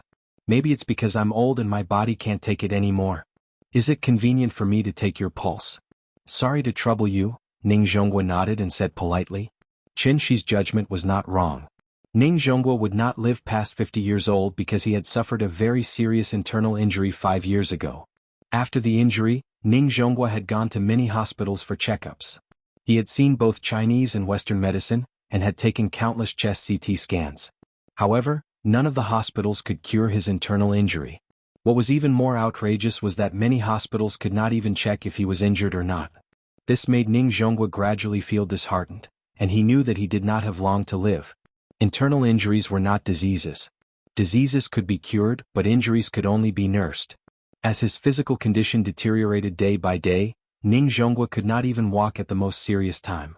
Later on, Ning Zhonghua was introduced to a legendary reclusive expert, and from that expert, he asked for a magical medicine that was said to be able to defy the heavens and change one's fate. Ning Zhonghua did not believe in such mysterious legends at first, and only thought that the other party was a swindler. However, after taking the medicine, Ning Zhonghua suddenly realized that the medicine was really effective. Ning Zhonghua was ecstatic, thinking that he was finally saved. However, at this time, the reclusive expert regretfully told him that there was no medicine in this world that could save the dead. As for him, he was already half a dead man. Although the magical medicine could allow him to stand up and move like a normal person again, it could not cure his internal injury. In despair, Ning Zhonghua returned to Zhonghai and began to arrange his funeral. Ning Qiutong also took over his position at that time. He did not know how long he could live. Because he did not want his daughter to worry about him for no reason, Ning Zhonghua had not told her the truth.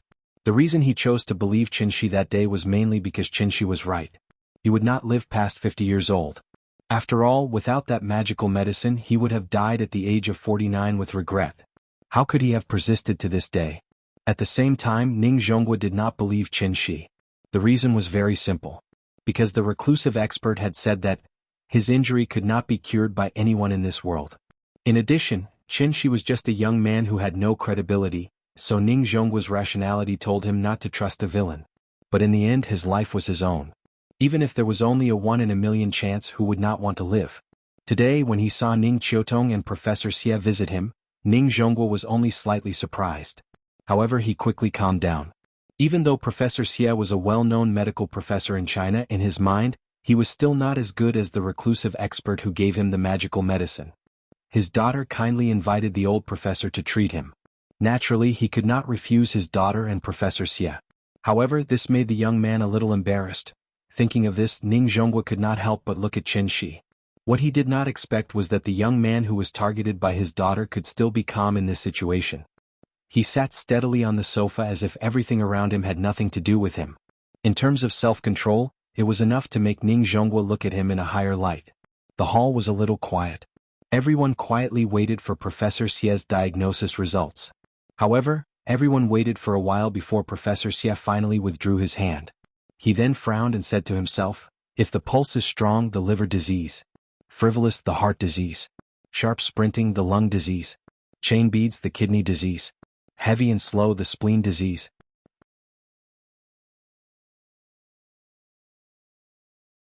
Chapter 14.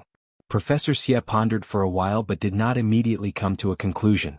Looking at his expression, it seemed that he was still thinking about how to determine Ning Zhonghua's condition. His every move naturally affected the hearts of the people present. Ning Qiutong stood behind Professor Xie and suddenly felt a little nervous. She had always believed that there was nothing wrong with her father's health, but when she saw Professor Xie's actions, she could not help but have some doubts. Could it be, did her father really have some kind of strange illness? Otherwise, why would a leading figure in the medical field take so long to determine whether a person was healthy? As time passed, the atmosphere in the hall became heavier and heavier. Professor Xie still did not speak. Everyone's hearts were getting higher and higher, and they were all worried about Ning Zhonghua. After waiting for a long time, Professor Xie finally spoke. If my inference is correct, Mr. Ning, your heart, liver, spleen, lungs, and kidneys are all damaged. As soon as these words came out, everyone was shocked. Ning Zhonghua was also slightly stunned. He had the most intuitive understanding of Professor Xie's medical skills. Other than the hidden expert, Professor Xie was the second person to be able to detect his physical condition just by taking his pulse. As for Qinshi, he could be considered half a person. To be honest, Ning Zhonghua suspected that Qinshi knew about his physical condition from somewhere, and that was why he was able to point it out so easily. After Ning Qiutong heard Professor Xie's diagnosis, she suddenly turned pale and asked anxiously, Professor Xie, is my father seriously ill? Hearing this, Professor Xie gently shook his head and said, I'm not sure yet. This is just my preliminary inference.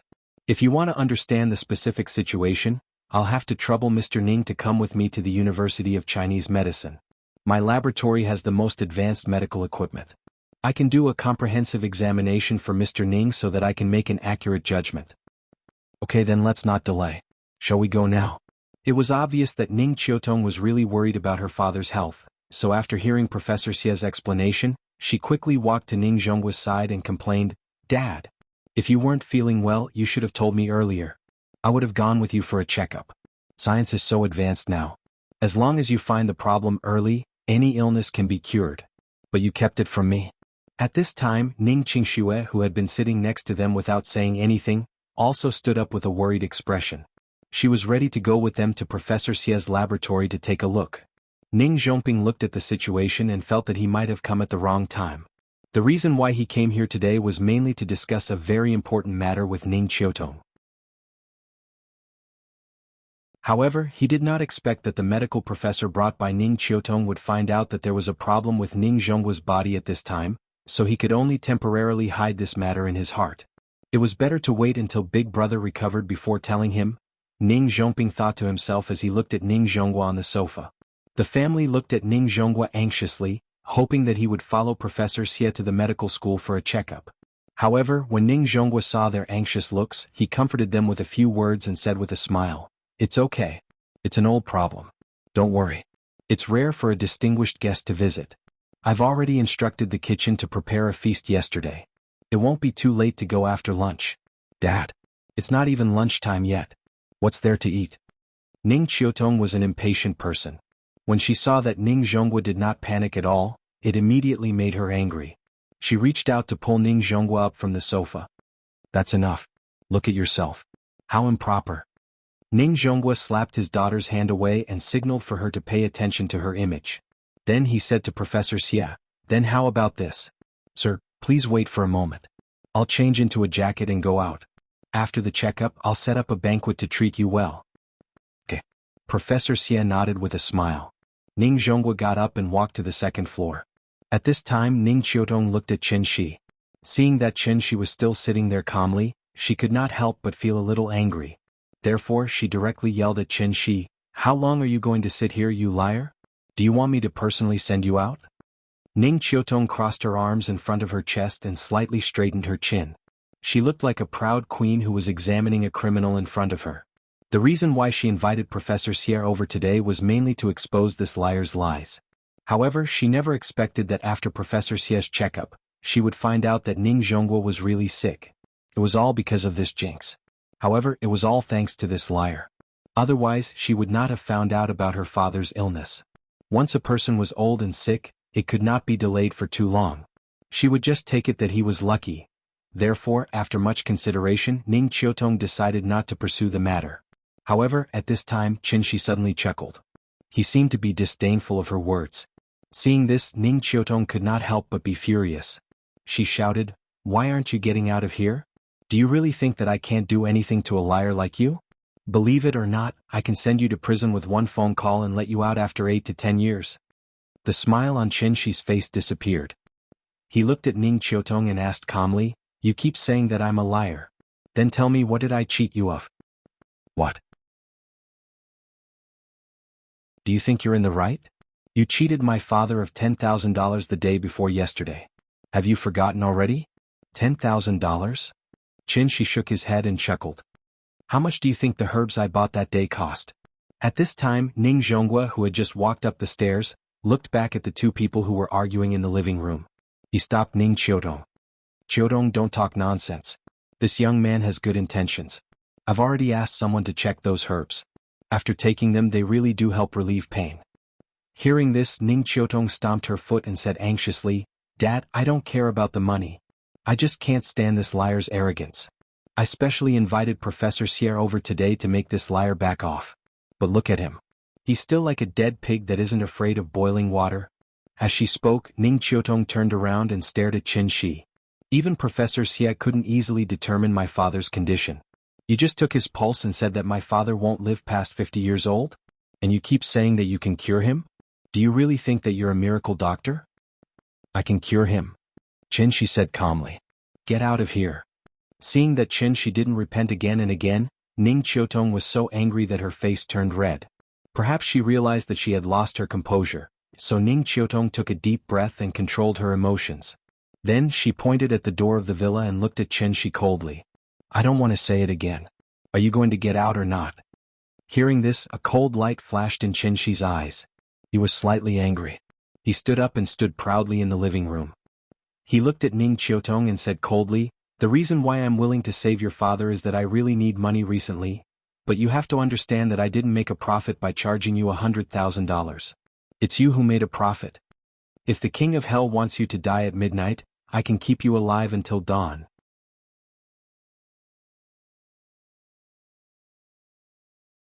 Chapter 15. I've earned? Ning Qiutong was stunned for a moment, then she couldn't help but laugh. She mocked, "May I ask what I've earned?" However, Qinshi didn't reply. He glanced coldly at Ning Qiutong, then looked at Ning Zhonghua at the staircase. He said coldly, "I've refined the medicinal herbs that you bought with 10,000 yuan into pills. The medicine is here. We're even now. If you continue to spout nonsense, don't blame me for being rude." After saying that, Qinshi took out a small bottle from his bag and placed it on the table. Then he walked out of the door. Ning Qiutong looked at Qinshi's back. Her lips moved as if she wanted to say something, but in the end she didn't say anything. Ning Zhonghua silently looked at Ning Qiutong and Qinshi arguing. After Qinshi left, he didn't say anything to stop them.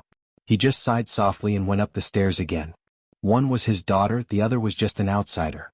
Since the two of them were already like fire and water, he naturally couldn't continue to help an outsider. Forget it. What his daughter said should be right. That young man was probably trying to cheat money. Perhaps it was because he felt lucky that he couldn't find out that young man's problem. After Qinshi left, the living room fell into a strange silence.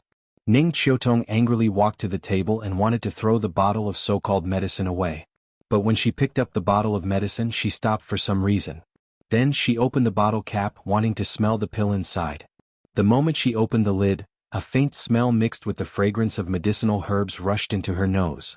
She took a light sniff and felt that this fragrance had an indescribable taste. The fragrance was very unique. It smelled fresh and pleasant. In the faint fragrance, there seemed to be a faint bitter smell from the medicinal herbs, intertwining with the fragrance. After inhaling this fragrance into her lungs, she suddenly felt much more awake. This medicine, Ning Qiutong frowned slightly.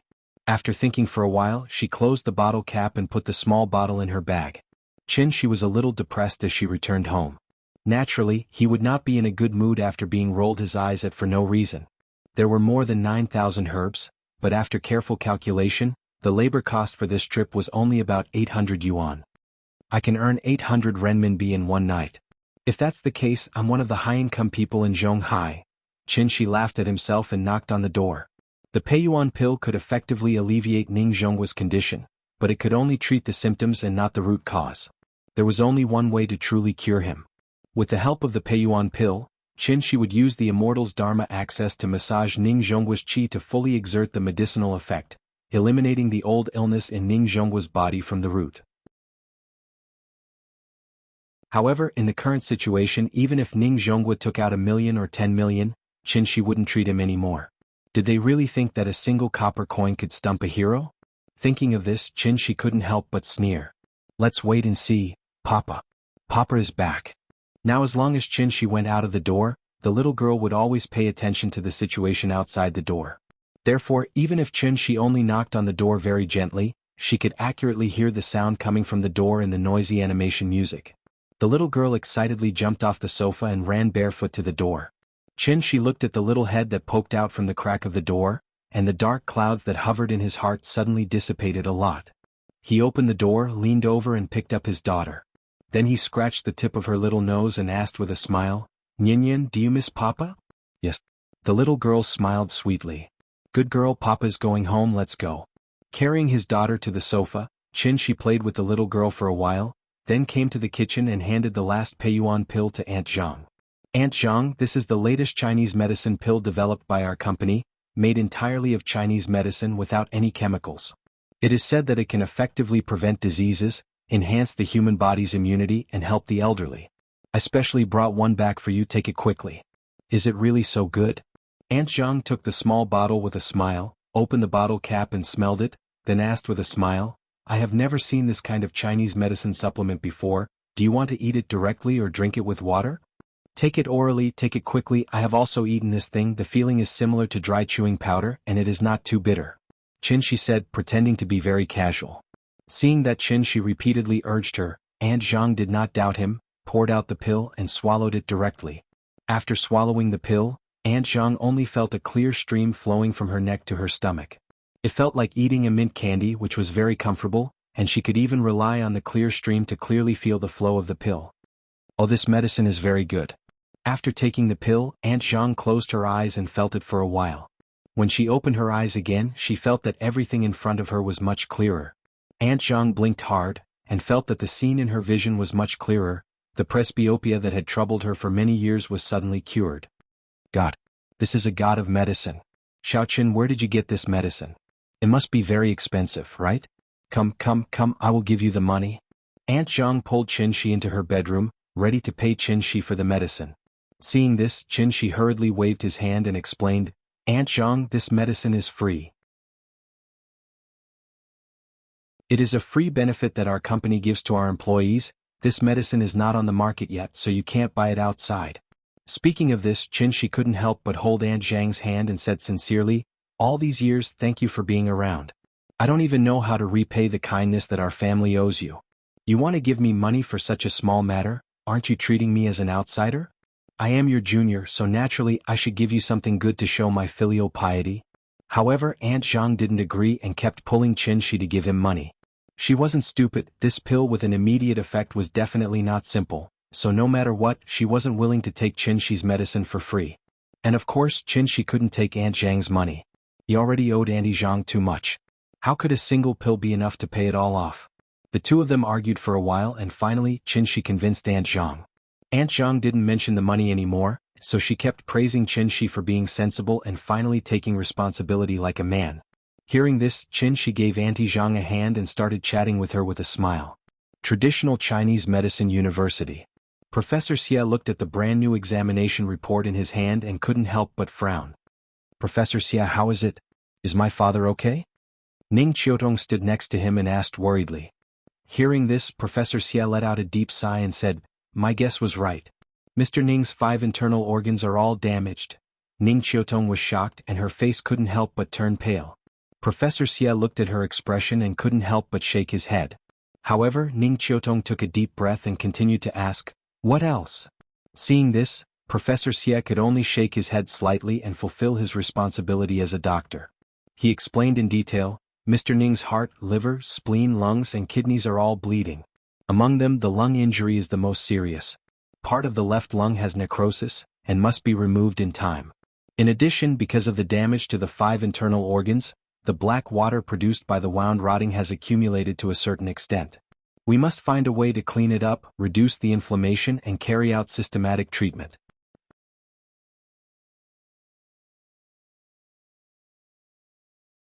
Chapter 16. After listening to Professor Xie's explanation, Ning Qiutong froze on the spot. She really wanted to ask Professor Xie if her father's illness could be cured. However, she opened her mouth slightly and her lips squirmed for a long time before she realized that she couldn't even say a word. Was there a need to ask? Although she didn't understand some of the medical terms that Professor Xie was talking about, did Professor Xie really need to explain in this situation? Ning Qiutong stood in the same place. 2 lines of tears suddenly slid down her pale face. In an instant, she felt as if she had returned to her childhood. Their mother had passed away very early, and their father had raised the 2 of them up painstakingly. Later on, the family's conditions became better and better. However, her father was often not home because of work. The 2 of them were left alone in the cold and empty house. Therefore, after they grew up, Ning Qiutong had to go home every night no matter how busy she was at work. This was because she didn't want her father to experience that feeling of loneliness. Because of her family, Ning Qiutong became a strong woman when she grew up. This also gradually made her understand the importance of family. Her father was very dignified and always meant what he said. However, sometimes he would follow her little temper and let her do whatever she wanted. Gradually, Ning Qiutong also grew up. Although she hadn't married yet and became a glorious mother, she also began to truly understand how her father treated her and her sister. It was the most difficult fetters that originated from the depths of their blood.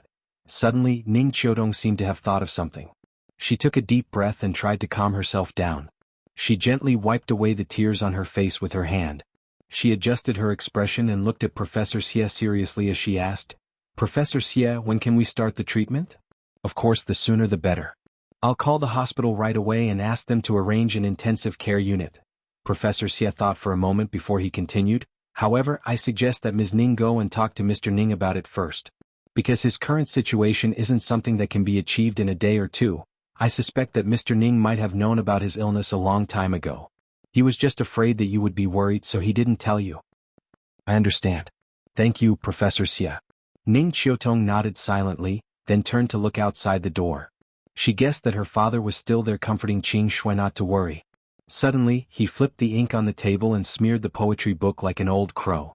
His father was pitiful and his mother was reluctant to slap him, but his foolish smile made people sigh. Geese, geese, geese singing to the sky. White feathers float on the green water, red palms pluck the clear waves. Qin Shi sat on the sofa with the little fellow in his arms and taught her to recite Tang poems word by word. Nian was already 4 years old.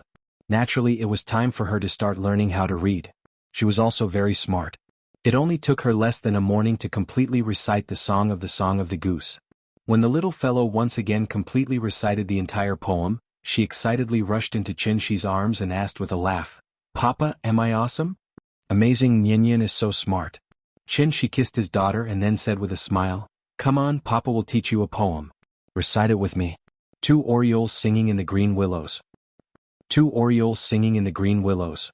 The little fellow opened her small mouth, clapped her small hands, and recited it word by word with Qin Shi. A group of egrets flying to the blue sky. The window contains the autumn snow of the West Ridge. The door moors the ship of the East Wu Kingdom. Qin Shi patiently taught his daughter to recite the poem. At this time, a strange ringtone suddenly rang. Qin Shi was stunned for a moment. He thought it was Aunt Zhang's phone ringing. When he was about to ask Aunt Zhang to answer the phone, he suddenly realized that it was his cell phone that was ringing. Qin Shi quickly put the little fellow aside and reached for the phone on the table. "Hello, is this Qin Shi?" Lin Xian's voice sounded at the other end of the phone.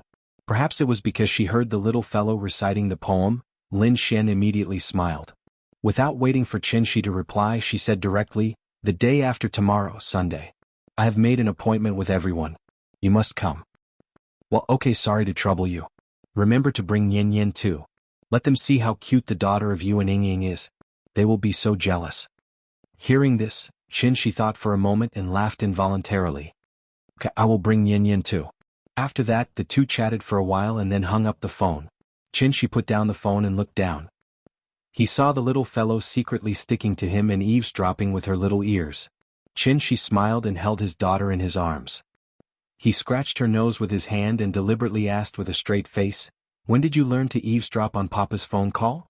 The little fellow did not take it seriously at all. Instead, she giggled and said, "Papa, where are you taking me?" "I am taking you to see the sister from the day before yesterday, okay?" Hearing this, the little fellow immediately pouted and said with dissatisfaction, "No, sister wants to hit Papa. She is a bad person. Sister is joking with Papa. In fact, she is a good person. She likes Nian very much." "Really?" "Of course it is true. Would Papa lie to you?" "Okay, then I can play with her." The little fellow pretended to be reserved and said. Looking at his daughter's proud appearance, Qin Shi suddenly laughed. Zhonghai Medical College Affiliated Hospital, ICU. Ning Zhonghua changed into a hospital gown and sat on the edge of the bed. He looked at the expressionless Ning Qiutong helplessly. To be honest, he had long thought that he would have such a day. However, he did not expect this day to come so suddenly. "Qiutong, why don't we go home? You see, Papa usually has no major problems. He can eat and exercise. There is no need to make such a big fuss, right?" Looking at his daughter's cold expression, Ning Zhonghua's tone was no longer as harsh as usual. His tone was like that of a child who had made a mistake and was anxiously waiting for her parents to scold her. "No, we will go home after you finish the surgery." She looked at her father who was sitting on the hospital bed with a crooked back, shaking his head and smiling bitterly. Ning Qiutong's expression was still cold, but her heart seemed to be dripping blood. When had Papa ever shown such an attitude in front of her? The more Ning Zhonghua acted like this, the more Ning Qiutong understood his current thoughts. Papa had always known about his physical condition, but he had been hiding it from her. Since she already knew, Papa naturally did not need to hide it anymore. Looking at her father who had aged a few years in an instant, and then looking at his weakness and helplessness that was exposed for the first time because he could no longer continue to hide it, Ning Qiutong's heart was broken. The ward suddenly became quiet. The father and daughter looked at each other for a while. Finally, Ning Zhonghua was defeated. He shook his head as if he was talking to himself and said, "Okay then, I will sleep first. Call me when Professor Xie is ready." Okay. Ning Qiutong nodded expressionlessly, then turned around and walked out of the room. However, the moment she turned around,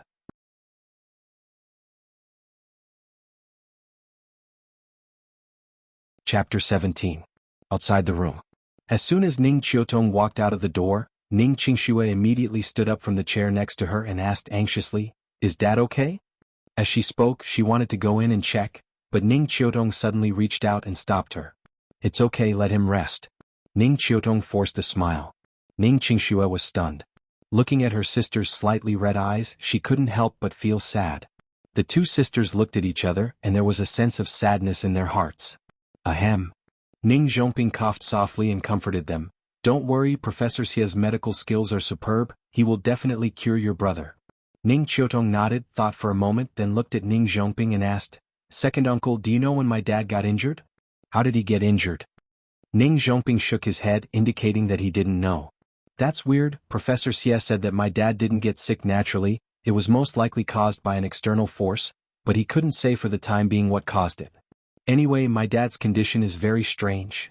Hearing that, Ning Zhongping suddenly seemed to have thought of something, and his face couldn't help but change. Ning Qiutong was only thinking about Professor Xia's words, so she didn't notice the strange expression that flashed across his face. The surgery began very quickly. Ning Qiutong, who had always been very strong, finally broke down the moment she saw her dad being pushed into the surgery room. She leaned against the wall and slid to the ground weakly. She covered her face with her hands and cried out loud. She wasn't ready yet, nothing could happen to her dad. Perhaps it was because Ning Qiutong's emotions, Ning Qiutong, who was always cold and didn't seem to have any emotional fluctuations, was now crying and squatting down with Ning Qiutong in her arms. Ning Zhongping sat on the chair silently, watching the two sisters crying on the ground. He wasn't good with words and now he didn't know how to comfort them. Unknowingly he had already clenched his fists.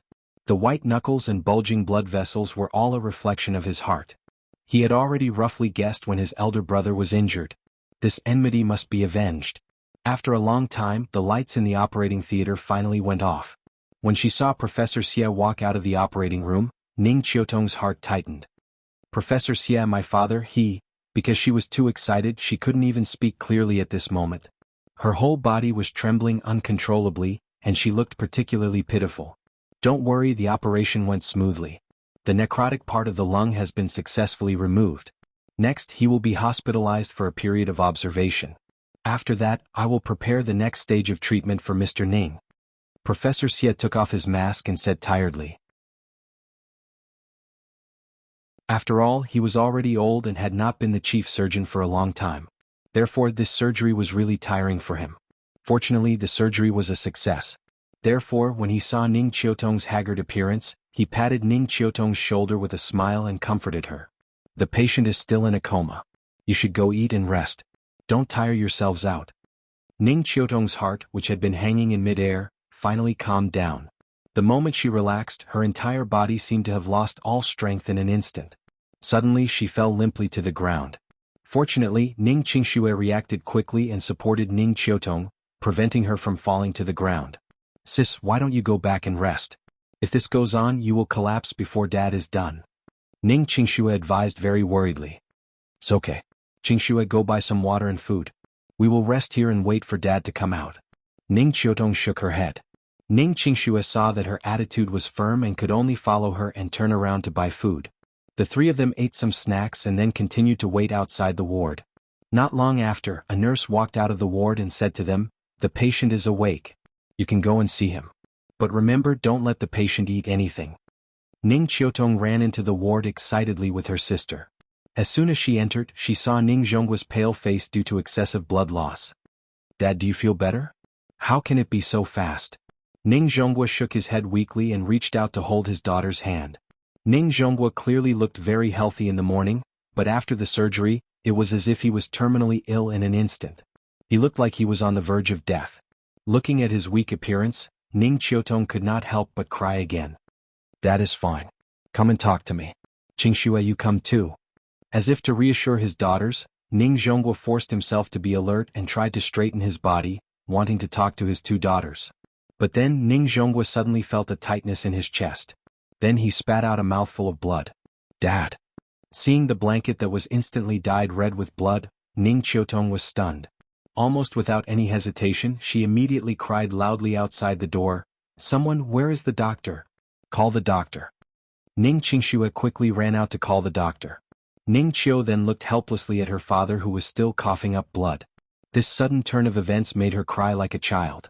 She no longer looked like a strong woman. Dad, don't scare me. Didn't Professor Xie say the surgery went smoothly? How could this be? Cough cough. I'm fine. Don't worry. Ning Zhonghua coughed for a while, spitting out blood as he coughed. When he finally felt better, Ning Zhonghua held his daughter's hand and forced out a smile. He said with difficulty, "The weather is unpredictable and people are fickle in fortune and misfortune. Qiutong, you're not young anymore. Don't you understand? Dad." Ning Qiutong opened her mouth and screamed silently. Tears had already blurred her eyes. Her father, who was so close to her, slowly blurred his figure in her eyes. Ning Qiutong could not see his face clearly. "It's okay. Dad has lived for 3 more years. I'm satisfied." At this point, Ning Zhonghua's tone became more and more stable. His words became clearer and clearer. "You seem to be much better." But in Ning Qiutong's eyes, this was a sign of terminal lucidity. She cried and shook her head.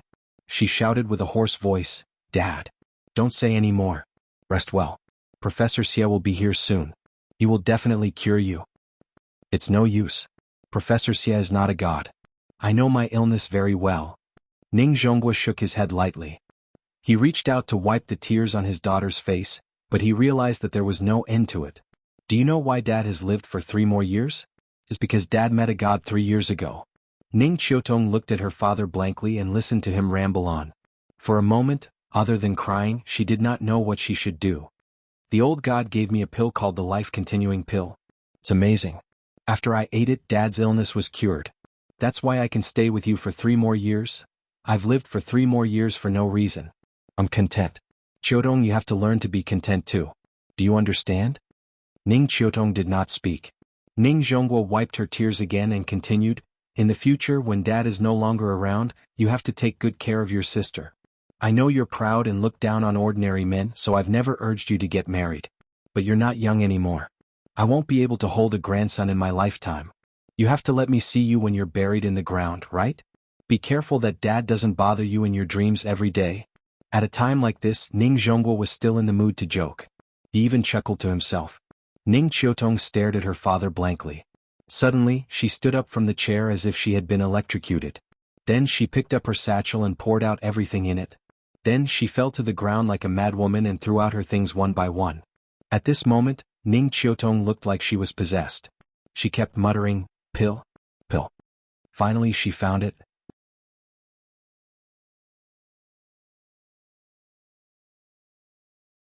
Chapter 18. Ning Qiutong trembled as she picked up the small bottle. It was a very ordinary plastic bottle, just like the plastic bottle used to store medicine in a typical household. Pills? Ning Qiutong's hands trembled a little, but she couldn't control herself. She opened the bottle cap, looked at the pills inside and smelled the fragrance coming from the pills. Suddenly, the scenes after her contact with Chen Shi quickly flashed through her mind. She couldn't help but mutter to herself, "Liar, Qiutong? What's wrong?" Ning Zhonghua looked at his daughter's sudden abnormal behavior and was immediately frightened. He quickly turned his body, wanting to see what his daughter was doing on the ground. However, this movement immediately affected his wound, and he suddenly spat out a mouthful of blood. Ning Qiutong was alarmed by her father's actions. She quickly stood up and poured out the pill. "Dad, the medicine is here. Take it quickly." Ning Zhonghua looked at his daughter's dazed appearance and felt an inexplicable sadness in his heart. If he really didn't live past today, how big of a blow would it be to his daughter? Looking at her current behavior, how was it any different from going crazy? Thinking of this, Ning Zhonghua couldn't help but smile bitterly. Then, under his daughter's expectant gaze, he swallowed the pill. As long as it could make his daughter feel at ease, so what if it was arsenic? However, what Ning Zhonghua didn't expect was that after he swallowed the pill was like a mint candy. It turned into a clear stream in his body and flowed to every part of his body. Silently feeling the familiar taste, Ning Zhonghua instantly became a little excited. He was very familiar with this feeling. 3 years ago, when he just swallowed the life-prolonging pill, he also had this feeling. "Qiutong, where did this medicine come from?" Ning Zhonghua grabbed Ning Qiutong's hand and asked excitedly and nervously. "It's effective?" "Yes, it's the same feeling as when I took the life-prolonging pill 3 years ago." Ning Qiutong looked at her father with a face full of surprise. After seeing Ning Zhonghua nod affirmatively, she immediately said excitedly, The medicine that the liar left behind is actually real. After saying that, she was stunned. Liar. That liar who kept saying that he could save her father had already been chased away by her. Thinking of this, Ning Qiutong couldn't help but feel anxious and angry. She hated herself. Why couldn't she trust that person a little? Even if it was just a little, father wouldn't have to suffer like this now. No. He had to find him and apologize to him face to face. Thinking of this, Ning Qiutong immediately looked at Ning Zhonghua and said, "Dad, I'll go and invite him back. Wait for me here." After that, she picked up Ning Zhonghua's phone and prepared to leave. At this time, Professor Xia also hurriedly pushed open the door and walked in with a group of people. What's the situation now? What happened to Mr. Ning? From the moment Ning Zhonghua fell ill to the moment Ning Qiutong gave him the pill, the entire process took less than 5 minutes. Therefore, when Professor Xia received the news and rushed over, Ning Qiutong had just picked up her phone and was about to leave. "Qingxue, come and tell Professor Xia about the situation. I have something to deal with immediately." After that, she didn't care about Ning Qingshue's stunned expression and ran out of the ward. She quickly looked through Ning Zhonghua's phone. Finally, she found the number that she had called before. After nervously taking a deep breath, Ning Qiutong gathered her courage and dialed the number. Beep, beep, beep. The call went through, but the other party didn't pick up. Listening to the beeping sound on the phone, Ning Qiutong's heart was in her throat. However, what she didn't expect was that after the phone rang a few times, the other party actually hung up the phone. "Sorry, the number you have dialed is currently busy. Please try again later." Hearing the busy tone from the phone, Ning Qiutong didn't want to give up and continued to call. However, after she dialed a few more times, she found that the tone suddenly changed. "Sorry, the number you have dialed is currently unavailable." Crazy. She looked at the name of the caller, speechless, and then hung up the phone. When he left yesterday, he already expected that Ning Zhonghua would call him again. However, what he didn't expect was that the call would come so quickly. She just fell out with him yesterday, and today she shamelessly called him. It was only a day later and she couldn't do it anymore? What were you doing earlier? She was still a little angry. You wanted to break up, so be it. Now you want to use true love to coax me down? Bah. The phone rang again and again, and she hung up several times. However, the other party still didn't give up and kept calling, so he simply turned off his phone. He only had 2 contacts anyway, and Lin Xin probably wouldn't call him now, so he turned off his phone for peace and quiet. She casually threw the phone aside, put on a smile, and put his daughter on his lap. She stroked her little face and asked with a smile, "Nian, Daddy will teach you to memorize the 3-character classic now, okay?" "Okay." The little girl said sweetly. Nian is so good. She happily taught his daughter to memorize the 3-character classic. Aunt Zhang was watching TV while listening to the father and daughter reading, and her face was full of gratification. Since she came back, she really relaxed a lot. And this family finally looked a little like home. The father and daughter recited for a long time. During the intermission, the little girl seemed to suddenly think of something, so she looked at Shi and asked in a childish voice, "Papa, other children have to go to kindergarten, why don't I go?" Shi was stunned. To be honest, he hadn't thought about this problem for the time being. Nian was only 4 years old, and she could only go to kindergarten in the middle class. She originally planned to wait until she was 5 years old before sending her to kindergarten in the upper class, so that it would be easier for her to adapt to the school atmosphere when she went to primary school. The 9-year compulsory education didn't include kindergarten. Most parents now sent their children to kindergarten when they were 2 or 3 years old because they didn't have time to take care of their children. But Shi wasn't in this situation. He was an unemployed vagrant, and he hadn't been with the little girl at all in the past few years. Now, of course, he wanted to accompany the little girl all day. After all, if conditions permitted, it was best to take care of his own children. Thinking of this, Shi couldn't help but lower his head, looked at the little girl and asked, "Nian, do you want to go to kindergarten?" "Yes." Xiaoyu and the others said that kindergarten is fun.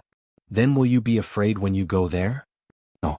With Xiaoyu with me, I won't be afraid." Hearing this, Shi couldn't help but touch his chin with some doubts. Why other children were afraid of going to kindergarten, but his own family wanted to go to kindergarten. There was something fishy, however, since the little girl said that she wanted to go to kindergarten. As a father, he naturally couldn't refuse. So, Shi touched the little girl's head and said with a smile, "Well, Papa will send you to kindergarten in a few days, okay?" "Okay. Papa is the best." After that, the little girl kissed Shi, which immediately made Shi laugh. However, as he smiled, his smile turned into a bitter smile. Kindergarten tuition was not cheap now.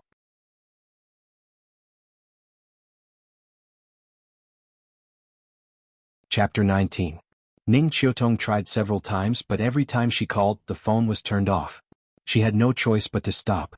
Thinking that the guy who could save her dad was driven away by her own hands, she felt extremely guilty and uncomfortable. Ning Qiutong. You are so conceited, shallow, and ignorant. Thinking and thinking, Ning Qiutong suddenly slapped herself in the face. After a crisp "pa" sound, a few fingerprints appeared on her beautiful face. This palm strike was not light at all. Ning Qiutong walked to a chair and sat down dejectedly. Her eyes were empty like a walking corpse. This matter was indeed a huge blow to her. Dad was seriously ill, but she drove away the doctor who could cure him. Thinking about it, she felt a bit ironic. Every time she thought about how she told people to get lost at home, she wanted to bang her head against the wall and die. This time she offended people badly. What to do? Ning Qiutong sat in a daze for a while. Suddenly, she slapped herself in the face again.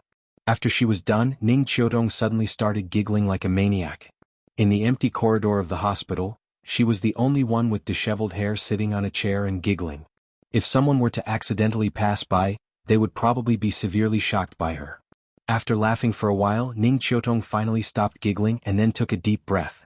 Then, she gently brushed her hair with her hand. After straightening out her messy hair, she raised her hands and rubbed her red and swollen eyes. When she put her hands down at that moment, she seemed to be a different person. Although her eyes were still red and swollen and her long black hair was still a bit messy, but her whole spirit was completely different from before. The arrogant queen of Jianghu was back. She picked up her dad's phone and dialed a number. After dialing, she calmly said to the other side of the phone, "Old Hu, it's me. Put down everything you're doing and come to my house. Pull up the surveillance video from yesterday morning and see if there's a young man in it. I want you to help me find all the information about him within 3 days. Can you do it?" After that, Ning Qiutong quietly waited for a reply from the other end of the phone. After hearing the other party's response, she continued, "I don't care what methods you use, but I want to find this person within 3 days. Zhonghai is not a big city. I hope you can give me some good news." With that, she hung up the phone and walked toward Ning Zhonghua's ward. In the ward, Professor Xie was still carefully asking about Ning Zhonghua's current situation. Ning Qiutong glanced at Ning Zhonghua and found that his complexion was much better. It seemed that the pill really had an effect. Then she picked up the things on the ground one by one as if there was no one around. Ning Qingxue noticed her sister's strange behavior and squatted down to help her pick it up.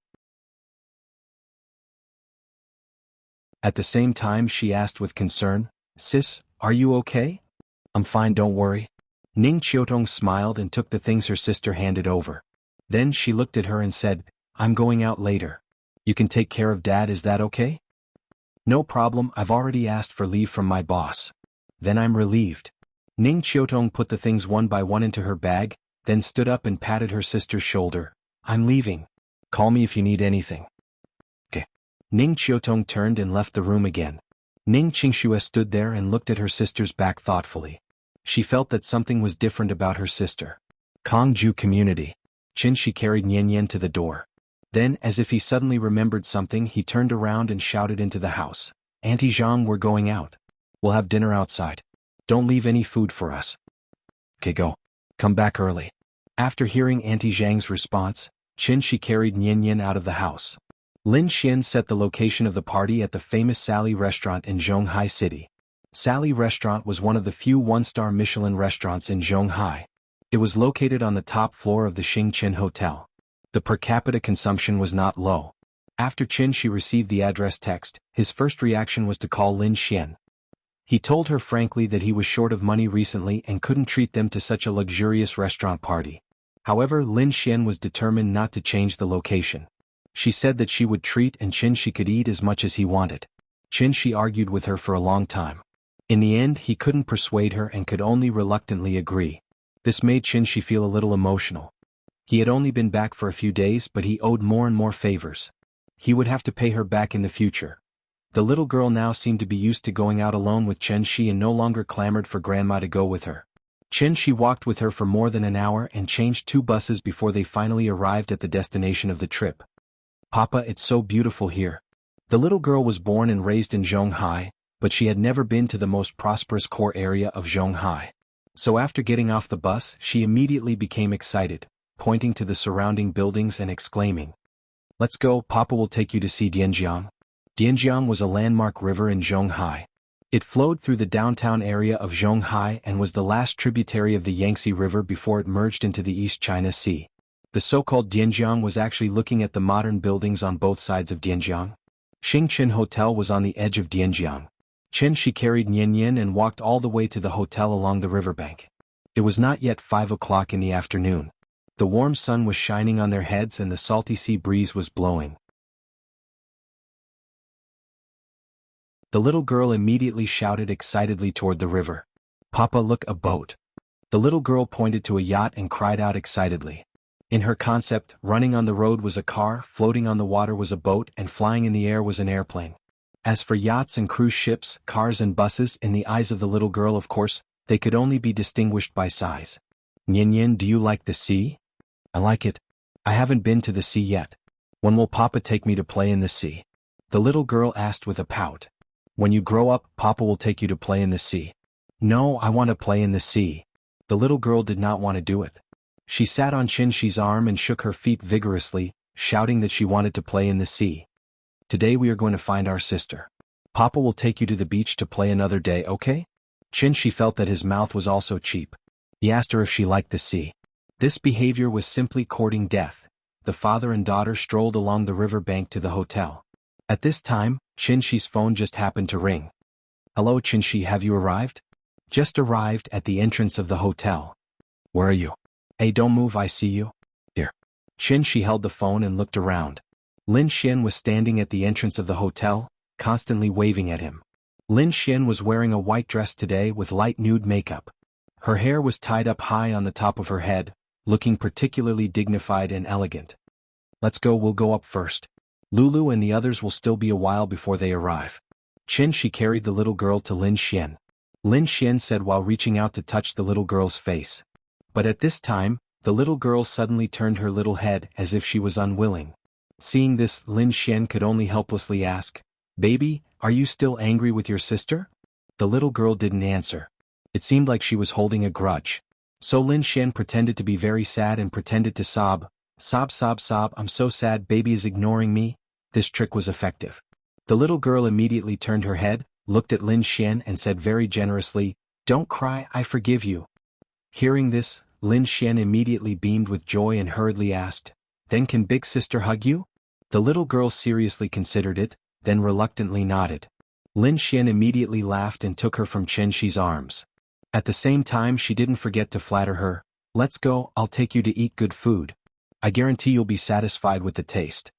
Qinshi helplessly followed behind her. Seeing her talking to Nian like a child, he couldn't help but feel a little emotional. After so many years, she still hadn't changed. Asterisk asterisk asterisk asterisk asterisk asterisk asterisk asterisk asterisk asterisk. Thank you to Li Shuzhen, Blood CV Sticks for the tips.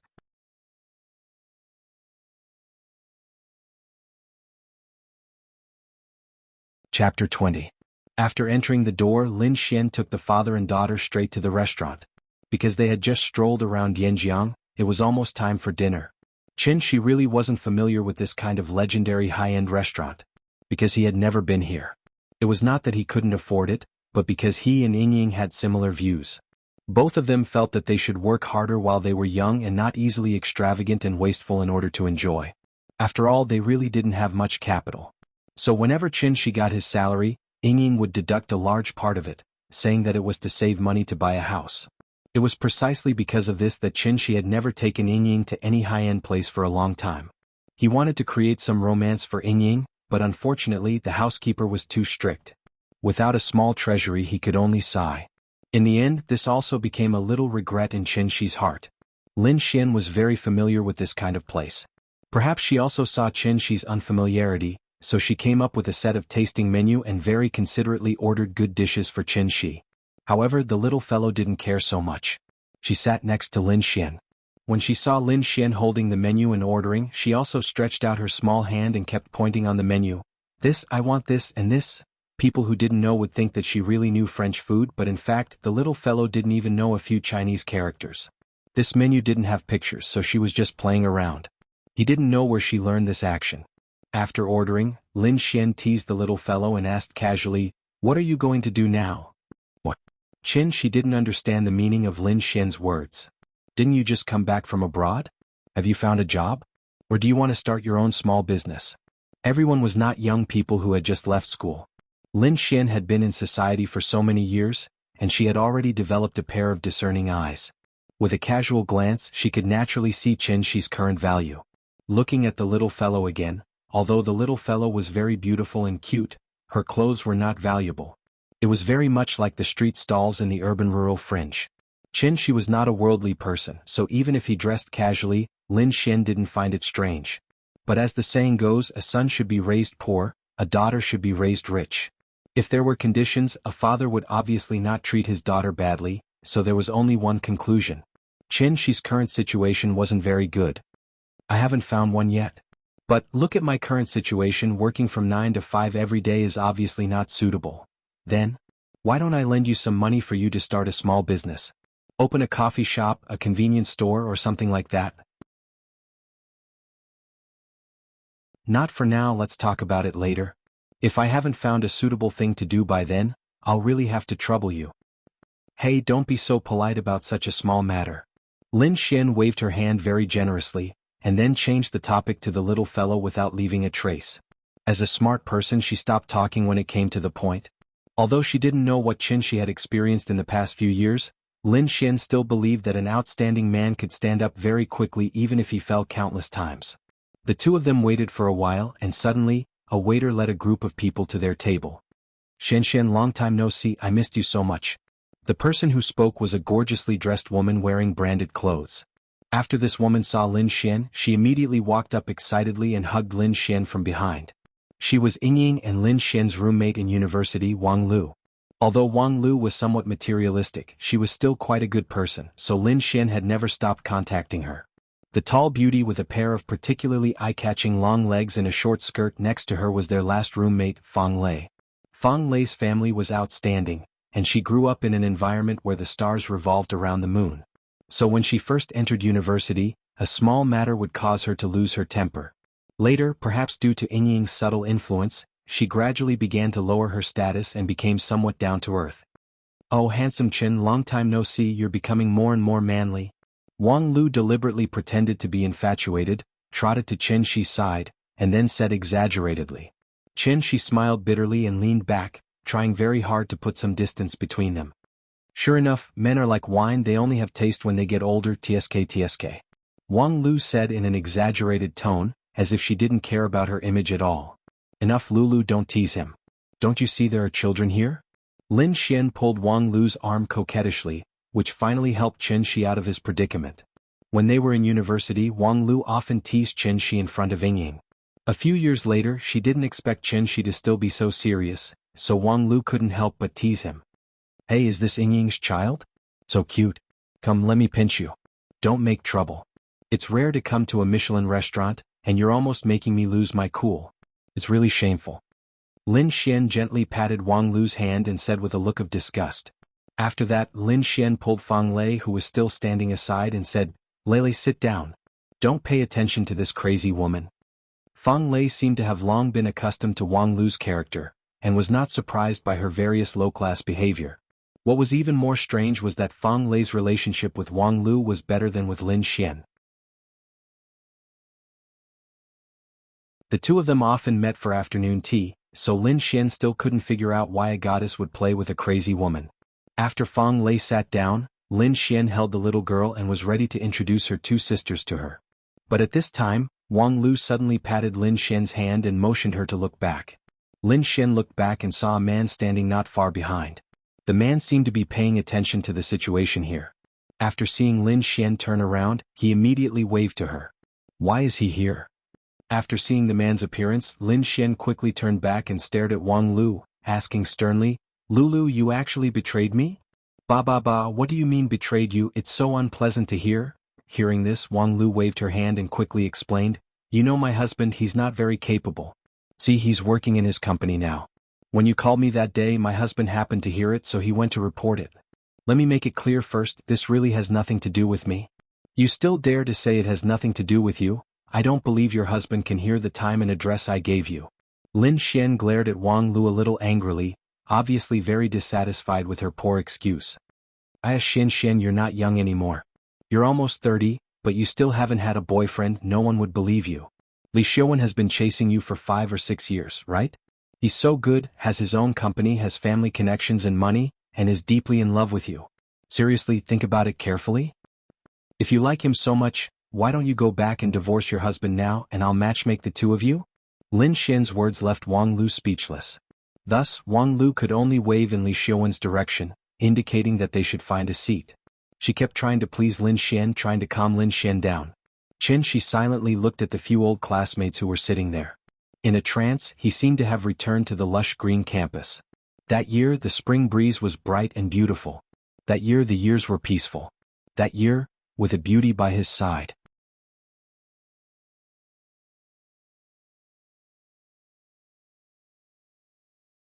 Chapter 21. Everyone had their own life trajectory, but all in all, most people were still ordinary and ordinary. Lin Xian was not from Zhonghai. After graduating from university, she stayed in Zhonghai to work alone. Her development over the years had been quite smooth. Before the age of 30, she had become the HRD of a well-known multinational company. In Zhonghai, this international first-tier city, she could be considered a successful person. Wang Lu got married and became a housewife. But she had always been a money worshipper, but her husband was not a rich second generation, nor was he rich at all. Her husband was a senior who had been pursuing her in university. After graduation, he was neither high nor low, but now he was a middle-level manager in the senior's company. In Wang Lu's own words, she had been blind to agree to his proposal back then. But in fact, looking at the happy expression on her face, how could she be dissatisfied with her husband? Fang Lei worked in her own company, and in a few years she should take over everything in the company. Her fiancé was a top student who studied abroad with the same social status as her. The two were quite satisfied with each other. Once they got married, her life could be considered complete. Only Qin Shi, his development was beyond everyone's expectations. Qin Shi was originally a top student in computer science, and at that time, the domestic internet environment was not as fertile as it was now. It could be said that it was a blue sea that had not yet been fully developed. If he followed the original route, after Qin Shi graduated, he would naturally be an honest programmer in an internet company.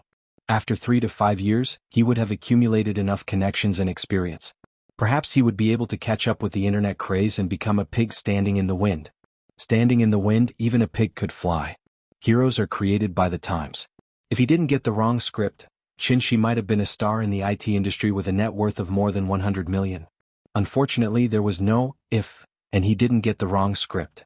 5 years later, Qin Shi didn't become a star in the IT industry, but instead became a cultivator with a high level of cultivation. Of course, if cultivators were a profession, he would at least be at the level of a CEO. Perhaps it was to protect Qin Shi's self-esteem. Lin Xian did not tell Wang Lu and Fang Lei the truth. Therefore, both of them thought that Ying had suddenly left without saying goodbye, abandoning Qin Shi and his daughter regardless of everything else. I've already said it. Ying is a fairy. Qin Shi, although you're not bad, how can a mortal be worthy of a fairy? So I guess that Ying must have gone back to heaven. Wang Lu waved her knife and fork and said with an exaggerated expression, "What are you talking about?" Lin Xian glared at her in dissatisfaction. At this time, Fang Lei also shook her head and said, "Ying isn't that kind of person. I guess she must have something to do at home, so she left temporarily. But it does seem like she has been gone for a little too long." "Nonsense, the child is already so big." Wang Lu rolled her eyes at Fang Lei, then cut a small piece of mutton and fed it to the little girl. Recently, she was also considering whether to have a baby. After seeing how cute the little girl was, she directly grabbed the little girl into her arms and said that she would have a daughter in the future. Qin Shi ate silently. Although the food was delicious, he felt that it tasted like chewing wax. Thinking about it, with Ying's indifferent personality, it was already good enough that she would call them when she had nothing to do. Why would she tell them about her plans? No one had seen Ying and no one knew where she went. Thinking of this, Qin Shi felt a little annoyed. Tianxian domain was so far away, but he could still rush back. He didn't believe that he couldn't find someone on such a small planet. The few of them chatted for a while. Seeing that Ying's matter could not be discussed further, Wang Lu changed the topic and said carefully, "Xian, no matter what, Li Xiuan is an old friend of ours. Why don't we ask him to join us at the table? Hearing this, Lin Xian immediately put down the cutlery. Just when she was about to flare up, Wang Lu quickly said, "You said he was very annoying, but look at him running all the way here. He didn't even dare to come over and say hello when you didn't nod. He has already given you enough face. He is a big boss of a listed company. It's not good for him to be ignored by you like this. We should still be polite. Isn't it just a meal together? It's not a big deal." Under Wang Lu's constant persuasion, Lin Xian was finally convinced by her, so she nodded reluctantly. Seeing this, Wang Lu immediately stood up and waved to the opposite side, indicating for him to sit down. Lin Xian originally booked a round table by the river, so when the man sat down, it didn't seem too crowded with 5 adults and 1 child. Come, Qinshi, let me introduce you. Li Xiuwen, the young master of Wenmao Group. He opened his own shipping company. He can be ranked in the top 3 among our alumni. Director Li, this is Qinshi, our old classmate and also your junior in the same major. Li Xiuwen was 3 years older than them. He was now 30 years old in the golden age of men. He was wearing a tailored suit and looked particularly energetic. He exuded the confidence and charm of a successful person from head to toe. "Hello, Mr. Qin." After listening to Wang Lu's introduction, Li Xiuwen politely took the initiative to extend his hand. Perhaps it was because of Lin Xian, Li Xiuwen lowered himself very much. He didn't seem to put on any airs and felt very approachable. However, when Li Xiuwen shook hands with Qinshi, he secretly looked at Qinshi. Seeing that Qinshi didn't seem to be a big threat to him, Li Xiuwen finally relaxed and the smile on his face became wider. His little action naturally didn't escape Qinshi's eyes. Li Xiuwen met Lin Xian at an alumni meeting. At that time Lin Xian had just graduated. This natural and beautiful girl deeply attracted him, so Li Xiuwen immediately launched a strong attack on Lin Xian. Unfortunately, Lin Xian wasn't interested in him at all. She rejected all invitations and didn't accept any gifts. The relationship between the two didn't make any progress for a long time, so Li Xiuwen had no choice but to poach Wang Lu's husband to his company. He planned to use Wang Lu's side to save the country in a roundabout way. Reality proved that this method was very effective. Recently, the number of times he and Lin Xian sat together for dinner gradually increased. Although there were always other people in the way, at least there was progress, right? Lin Xian didn't actually hate Li Xiuwen that much. The reason why she was so cold to Li Xiuwen was mainly because she didn't want to give him any hope. Actually, what Wang Lu said made sense. He was 30 years old, rich and handsome. Moreover, he had pursued her for 5 to 6 years. His perseverance alone was enough to make many girls fall for him. However, Lin Xian didn't think so. Although she looked carefree at times, deep down she was a very feminine woman. If she had to find a reason to reject Li Xiuwen, then Lin Xian would only have one reason: it felt wrong. The meaning of these 4 words was very simple. That was, no chance. However, Li Xiuwen didn't believe in this. He had been in the field of love for many years, but he really hadn't met someone like Lin Xian. Therefore, the more Lin Xian rejected him, the more enthusiastic he became. Thinking about it, a 30-year-old unmarried man, which one of them was easy to deal with?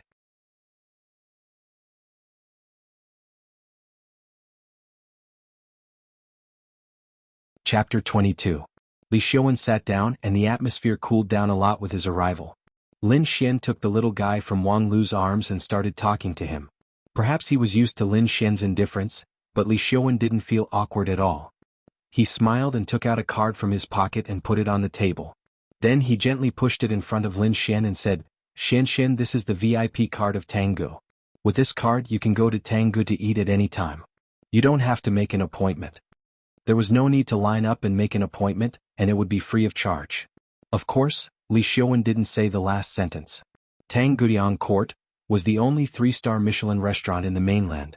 It focused on traditional Wuxia and Cantonese dishes. The per capita consumption was about 1,000 yuan, and every meal had to be booked at least a month in advance. However, after he finished speaking, Lin Xian didn't react at all, as if she hadn't heard him at all. At this time, Wang Lu's eyes immediately lit up and she shouted. She took the card in her hand and looked at it carefully. Then she said in surprise, "Jianghu also has a membership card? Why haven't I heard of it? In the past, every time I went, I had to call in advance to make an appointment. Sometimes I had to wait a month for a seat." After that, Wang Lu handed the membership card to Lin Xian and said with a smile, "Xian, quickly accept it. In the future, I can bask in your glory and have a big meal at any time." Not interested. Hearing this, Lin Xian didn't even look at it. She held the little guy and asked, "Baby, are you full?" The little guy nodded and said in a childish voice, "I'm full. Thank you, sister." "Good girl, Mua." Lin Xian kissed Nian little face and continued to ask, "Do you want sister to take you to see Dianjiang? Dianjiang is beautiful at night." Okay. The little guy was a little impatient from sitting, so he immediately stretched out his hands and hung himself around Lin Xian's neck. Lin Xian supported her little but got up and said, "I'll take the child upstairs to have a look. You guys take your time eating." After saying that, she got up and left, leaving everyone looking at each other. The atmosphere was a little awkward. Not long after, Fang Lei also put down the cutlery in her hand and got up to go to the balcony above the restaurant. It was obvious that he couldn't eat any more. Li Xiaowen called the waiter over to pay the bill, but he was told that a lady had already paid the bill. He could only look at Wang Lu helplessly. It was indeed difficult to deal with him. Because Qin Shi was there, Li Xiaowen couldn't discuss anything with Wang Lu in front of Qin Shi, so he could only order the waiter to clear the table. After that, Li Xiaowen prepared to head to the balcony to see if he could find a chance to talk to Lin Xian alone. Qin Shi followed behind the two and prepared to go up and sit for a while. After that, he would bring Yan home. At this moment his phone suddenly rang. Qin Shi glanced at the incoming number. It was a string of unfamiliar numbers, so he stopped and picked up the phone. "Hello? Mr. Qin? I'm Ning Qiudong. Without waiting for her to finish her sentence, Qin Shi decisively hung up the phone and turned it off. There was a balcony bar upstairs of Sally Restaurant. Because of the excellent location, it could overlook most of the beautiful scenery on both sides of the Dianjiang River, so it was more famous than Sally Restaurant itself. After going upstairs, one could see the opposite bank of the Dianjiang River and the skyscrapers that looked like rolling mountains. Leaning against the railing and looking into the distance, neon lights shone in the distance. The sea breeze blew gently in one's face, making one feel relaxed. Qin Shi found Lin Xian. She leaned against the railing and whispered to Fang Lei. The little girl sat in her arms obediently, so Qin Shi didn't disturb them. He found a seat next to them and sat down. Every time night came, the beauty of a city would be fully displayed without reservation. Flowing lights and colorful lights reflected on the city, and the sky was full of fireworks and silver flowers. Qin Shi sat on the sofa and looked at the scenery by the river. At this time, Li Xiaowen and Wang Lu brought two more people over from somewhere. "Xian Lei, come here. It's a coincidence today that we can meet two old classmates here." While talking, Wang Lu asked them to sit down quickly. Lin Xian and Fang Lei were alarmed and could only temporarily stop talking. Then Lin Xian held Nian and sat next to Qin Shi. "Papa hug." Seeing that Qin Shi was next to her, the little girl climbed from Lin Xian's lap to Qin Shi's lap. After Lin Xian and Fang Lei sat down, Wang Lu smiled and said to the people next to her, "Lin Xian, Fang Lei, you should know the beauties of our class. Wei Xiaoming, Zhao Yuan, the handsome guys in the Department of Architecture, you should know them, right?" However, when Lin Xian heard the name Zhao Yuan, she couldn't help but look at Qin Shi next to her. Then the man named Zhao Yuan also noticed Qin Shi and couldn't help but laugh. "Qin Shi?" Qin Shi glanced at him, nodded and responded, "Long time no see, how are you?" Zhao Yuan was a famous figure in Zhonghai University back in the day. Because he once did a big event that caused a sensation in the school, and even made the headlines because of it. A sophomore student actually used rose petals to cover the school playground to confess to the girl he liked. This crazy nouveau riche behavior caused a lot of controversy at the time. 200 rose petals could cover a square meter, and a school playground was at least 6,400 square meters. In other words, to cover the entire playground with rose petals, it would take at least 1 million petals. Not counting labor and transportation costs, the cost of rose petals alone was more than 500,000 yuan. This shocking courtship from a college student also caused a sensation in the country. It was a pity that this earth-shattering romantic courtship ended with the indifferent rejection of the heroine. According to insiders, the heroine was actually present that day, but she didn't pay attention to Zhao Yuan's affectionate confession at all. Instead, she kissed another boy affectionately in front of everyone. To be honest, even if Qin Shi recalled the scene at the time, it seemed that he could deeply understand Zhao Yuan's embarrassment at the time. Hitting people didn't hit their faces, but the heroine's behavior was like hitting someone in the face after slapping them. Later, Qin Shi and Ying talked about this matter. Ying's words at the time immediately made Qin Shi deeply understand the heroine's behavior was correct. She clearly knew that she had a boyfriend, but she still put on such a big show and called so many people to support her. You say, if the girl agreed at the time, what kind of experience would the girl's boyfriend have? Why don't I give you a chance to experience this feeling? That's right, the heroine was Ying. Zhao Yuan took a deep look at Qin Shi. Although this matter had passed for many years, it had already become the biggest shadow in his life. When he saw the little girl in Qin Shi's arms, he immediately asked with a smile, "Is this your daughter?" "Yes, isn't she cute? Come, Nian Nian, call uncle." Qin Shi laughed and pointed to Zhao Yuan as he spoke to the little girl. The little girl was very obedient and immediately called out in a sweet voice, "Uncle." Hearing this, Zhao Yuan's expression froze, and the muscles on his face appeared very stiff. Lin Xian glared fiercely at Wang Lu. Only then did Wang Lu stand behind everyone and silently make an apology with her hands. Back then, her relationship with the other 3 people in the dormitory was not as good as it was now. When it happened, she was not present, so her impression of this matter was not very deep. If she had remembered it earlier, she would not have brought Zhao Yuan here even if she was beaten to death.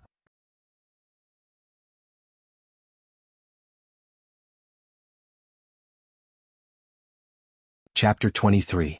The waiter quickly brought the drinks over. Under Li Xiaowen's strong request, everyone shared a drink with their own thoughts. After putting down the wine glass, Zhao Yuan immediately asked in a slightly joking tone, "Qin Shi, you're so powerful. You should be doing well now, right? You see, in any case we are classmates. Can you give this old classmate of mine a few pointers?" Hearing this, before Qin Shi could reply, Lin Xian's expression had already changed. He didn't even bother to be polite. It seemed that Zhao Yuan was here to pick a fight. That year, after Zhao Yuan was rejected, he sent someone to investigate Qin Shi. At that time, he realized that he had lost to a kid who worked part-time and relied on scholarships to pay his tuition fees. Who was Zhao Yuan? In terms of family background, he didn't lose to Li Xiaowen. Li Xiaowen had the Wenmao group behind him and he had the Yuanlang group behind him. The two were competitors and partners at the same time. What about Qin Shi? He had nothing. After graduation, he went to an unknown internet company to work as a programmer. His annual salary wasn't even enough to buy Zhao Yuan's clothes. But it was this stinky brat who came out of nowhere that could actually win the goddess in his heart. Thinking of this, Zhao Yuan couldn't suppress his anger. Lin Xian looked at Qin Shi worriedly. But at this time, Qin Shi smiled and said calmly, "I haven't worked for a long time. My only job now is to stay at home and take care of the children." Zhao Yuan was about to drink when he heard Qin Shi's words. He spat out a mouthful of wine and said in an exaggerated tone, "Take care of the children? Sorry, I was scared just now." Zhao Yuan hurriedly wiped the water on the table, then continued to ask in confusion, "Isn't taking care of children a woman's job? Where's your wife?" When he said this, even Li Xiaowen, who still didn't understand the situation, couldn't help but change his expression. "Enough." Lin Xian interrupted him sternly, then stood up and shouted angrily, "We can't afford to entertain you rich kids. Have fun by yourselves." After that, she was about to leave with Qin Shi. Qin Shi patted her arm gently and stood up as well. He looked at Lin Xian and comforted her, "It's okay, don't be angry. Let's go, I should take Nian Nian home to rest." Lin Xian still felt a little angry. She glared fiercely at Wang, then turned and walked toward the stairs. Fang Lei looked at the situation and stood up without saying a word. It seemed that she was preparing to leave with Lin Xian. "Xian, don't go." Wang Lu looked at Lin Xian worriedly. She really didn't expect things to turn out like this. It had been 6 or 7 years since they graduated. Who would still remember the grudges in school? The party hadn't started yet, but it was about to end. Li Xiaowen looked at Zhao Yuan with some resentment, then stood up to stop Lin Xian.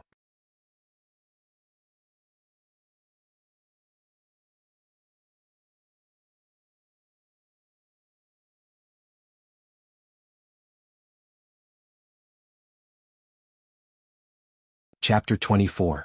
After going downstairs, Qin Shi was ready to take a taxi home, but Lin Xian insisted on giving them a ride.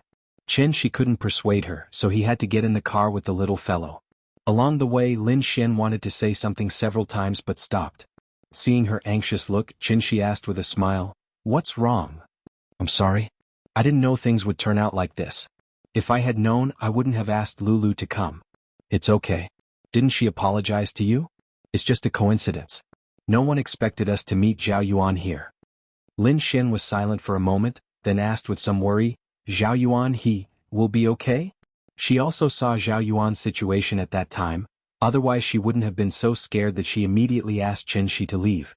As soon as her voice fell, Lin Xian suddenly seemed to think of something and quickly explained to Chen Shi, "I'm not worried about him. I'm afraid that if something really happens to him, you'll be in a lot of trouble, more than trouble." Article 234 of the Criminal Law clearly stated, intentionally injuring the body of another person shall be sentenced to fixed-term imprisonment of not more than 3 years, criminal detention or public surveillance. If causing serious injury, the sentence shall be imprisonment of not less than 3 years and not more than 10 years. If causing death or serious injury by particularly cruel means and causing serious disability, the sentence shall be imprisonment of not less than 10 years, life imprisonment or death. Lin Xian could only pray silently that nothing would happen to Zhao Yuan. If it was only a minor injury, she could come forward to plead for Chen Shi and strive to reach a private agreement with Zhao Yuan to settle this matter privately. But just now she saw Zhao Yuan vomiting blood with her own eyes. She estimated that it was not as simple as a minor injury. Chen Shi didn't have any power or influence and she had a child with her. If he really went to jail because of this, what would happen to the child?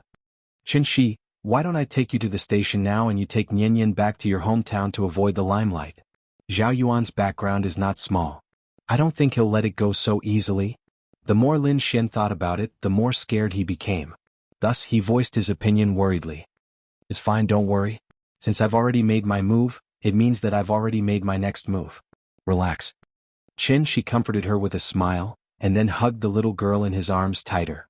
Lin Xian thought that Zhao Yuan was only lightly injured, but Chen Shi was very clear about the power of his kick. With this stomp landing, Zhao Yuan was most likely already done for. Chen Shi hugged Nian Yan and turned to look out the window. The little girl's sleeping face was reflected in the car window, looking very cute. Outside the window, the neon lights flickered. Chen Shi's gaze was like a knife. That sharp gaze was like the cold winter moon, vowing to cut through the dark night sky. Zhao Yuan would never have thought that because of his cheap mouth, he would actually open a Pandora's box. Lin Xian drove Chen Shi back to the Kangju community. After Chen Shi got out of the car, she rolled down the window and said worriedly, "If anything happens, be sure to call me immediately. I still know some people in Zhonghai who should be able to help." "Don't worry, it's fine." Chen Shi smiled and waved at her, then turned and walked into the community. After Chen Shi left, Lin Xian picked up her phone and sent a text message to Wang Lu, asking her about Zhao Yuan's current situation. If it wasn't very serious, she still wanted to help Chen Shi settle this matter. Even if she had to pay a certain price, she would not hesitate. After sending the text message, Lin Xian started the car and was ready to leave. But at this time, she suddenly saw that Chen Shi was still at the entrance of the community. It was already 10 o'clock at night, and the plaza dancers at the entrance of the community had already dispersed. The surroundings were very quiet, and she could vaguely hear the sound of the TV coming from the building. Under the illumination of the light at the entrance of the community, Chen Shi's shadow was elongated. And in front of him stood a woman. Lin Xian took a closer look and found that it was a very beautiful woman. The woman was talking to Chen Shi and she seemed to be a little excited. Lin Xian looked at the woman and felt that she was familiar, but she couldn't remember where she had seen her before. Perhaps out of curiosity, Lin Xian stopped the car, then opened the door and sneaked over, wanting to hear what they were talking about. Right at this moment, a scene that caused Lin Xian to be extremely shocked happened. Chen Shi carried Nian Yan to the entrance of the community. At this time, a woman appeared. She had been waiting here for a long time. The moment she saw Chen Shi appear, she immediately stood up from the chair excitedly, then quickly walked in front of Chen Shi and reached out to stop him. Hearing the familiar tap-tap sound, Chen Shi didn't even need to look to know who it was. Ning Qiutong seemed to always have that arrogant look on her face. A graceful and luxurious black dress, sharp high-heeled shoes, exquisite makeup and expensive accessories. Even in a first-tier international city like Zhonghai, she was still the queen who stood proudly above the clouds. Although she had waited for 3 hours in front of the entrance of the community, just to see Chen Shi. But the moment she saw Chen Shi, Ning Qiutong still raised her chin proudly as usual. "Mr. Chen, I want to talk to you." Perhaps because Ning Zhongguo wasn't here, Ning Qiutong finally showed her other side without reservation. This side of her wouldn't act coquettishly, cry or lower her head. Therefore she was here to negotiate with Chen Shi. This woman was about one.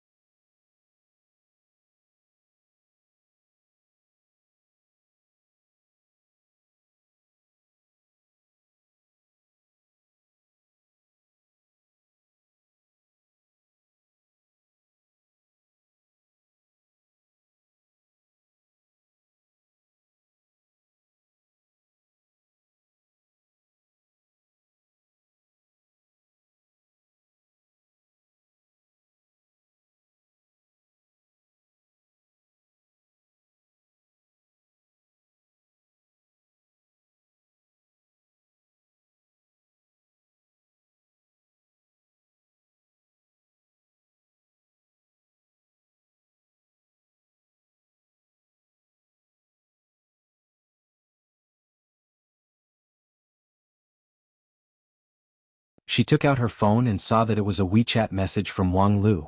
Xian, did you see the news yesterday? Was it Qin Shi's doing? That's awesome. Lin Xian was stunned for a moment before replying, I'm not sure, but I think it's Qin Shi's doing. After all, he's been looking for Ying. Definitely. I thought that Qin Shi hadn't done well in the past few years. I didn't expect him to amaze the world with a single brilliant feat. He's really awesome. His WeChat moments are exploding. I left a comment saying that Qin Ruoying is my classmate, but no one believes it. I'm so angry. Lin Xian typed a paragraph, but after thinking for a while she pressed the delete button and wrote again, Where's Zhao Yuan? What's the situation now? Wang Lu seemed to be really free and replied immediately, He's still in the hospital. However, according to Li Xiuwen, Zhao Yuan's family doesn't seem to want to pursue the matter. I'm not too sure about the specific situation. Don't pursue the matter? Lin Xian sat in her seat and held her phone, thinking about something. Wang Lu waited for a moment. Seeing that she didn't reply, she continued, Xian, what's Qin Shi doing now? I heard that the Fuqing building's advertisement doesn't seem to be available just because you have money. Qin Shi can book an entire night's advertisement. It shouldn't be easy, right? I think we should contact our old classmate more when we have time. One more friend means one more path. Lin Xian's phone vibrated, waking her up from her chaotic thoughts.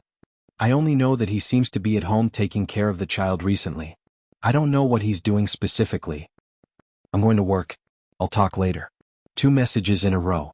After sending them, Lin Xian sat at her desk and looked out the window thoughtfully. Her office was in a very good location. It was located at the corner of the 23rd floor. Standing in front of the floor-to-ceiling window, one could overlook the entire Dianjiang River and Zhongshan Road. Back to last night. Not long after Qin Ruoying's name lit up, Lin Xian had already arrived at the Fuqing building. She raised her head and looked at the dazzling LED lights, carefully reading every word on it. Although she wasn't sure if this was Qin Shi's doing, Lin Xian had already subconsciously thought that only Qin Shi would do such a thing. Some things really touch people's hearts. So even if the person involved wasn't herself, and she wasn't even sure if the protagonist of the advertisement was Qin Shi and Qin Ruoying, Lin Xian couldn't help but be moved to tears. On the other side of the Dianjiang River, Qin Shi sat in the chair for several hours. Suddenly, a series of urgent ringing sounds rang out, waking him up from his chaotic thoughts. He looked at the caller ID and saw that it was Aunt Zhang. Qin Shi then noticed that it was already 9 o'clock in the evening, and he had been sitting here for 6 or 7 hours.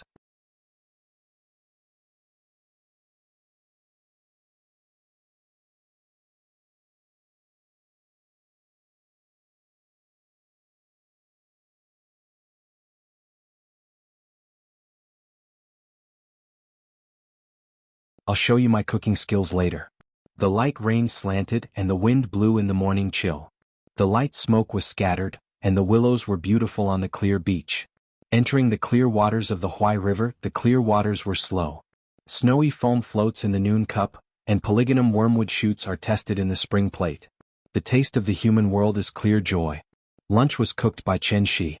She cooked 3 side dishes and a tomato egg soup.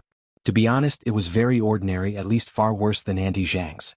However, it was the first time for the little fellow to eat the food cooked by Papa. She held her small bowl, waved her small spoon and shouted, Papa's food is delicious. As she spoke, she also ate several mouthfuls of egg soup rice in succession, which really gave Qin Shi face. However, Qin Shi was a little dissatisfied with his cooking skills, which didn't meet his expectations at all. But after thinking about it, it was still acceptable. After all, he hadn't cooked for hundreds of years, so he was really a little rusty. Now he could make something neither salty nor bland, which was actually very good. After lunch, Auntie Zhang finally didn't stop Qin Shi from entering the kitchen this time. Instead, she held the little fellow and happily watched TV. Qin Shi took the bowls and chopsticks back to the kitchen, wiped the table with a towel and then washed the dishes, scrubbed the pots and wiped the stove. After cleaning up the kitchen, he had to wipe the table and windows, sweep the floor and throw the little fellow's dirty clothes into the washing machine. Some clothes were stained with too much oil, so he could only wash them slowly with soap. After everything was done, it was almost 3 o'clock in the afternoon. Auntie Zhang was going to take a nap, so Qin Shi forced the TV off in the little fellow's reluctant cries, and then coaxed her to recite a book. What was life? This was life. A bachelor could throw the takeout box into the garbage bag after eating, and when the garbage bag outside the door was piled up to a certain extent, he could throw it all into the trash can. The room could only be cleaned once every half a month, and the bed sheets could only be changed once a month or even 3 months. This was also a kind of life, but it was not a father's life. A child was not a toy. He could move, run, and think. Was Qin really short of money? Even if Auntie Zhang left, how much could he spend to hire a nanny? Money could solve many problems, but there was no way to buy a really good growth environment for the child. Since Yingying was not here, then he had to take on the role of a father and a mother at the same time. He had to do his duty and let his daughter grow up happily. This was the only requirement Qin had for himself now. That you're tuning in to the Han Li's Wuxia Adventures YouTube channel. We're so grateful for your support, and don't forget to subscribe to join us on this incredible journey through captivating stories. Your generosity through donations truly makes a world of difference, as it's the primary source of revenue that allows me to expand and enhance this channel for you. Thank you from the bottom of my heart for being a part of this adventure.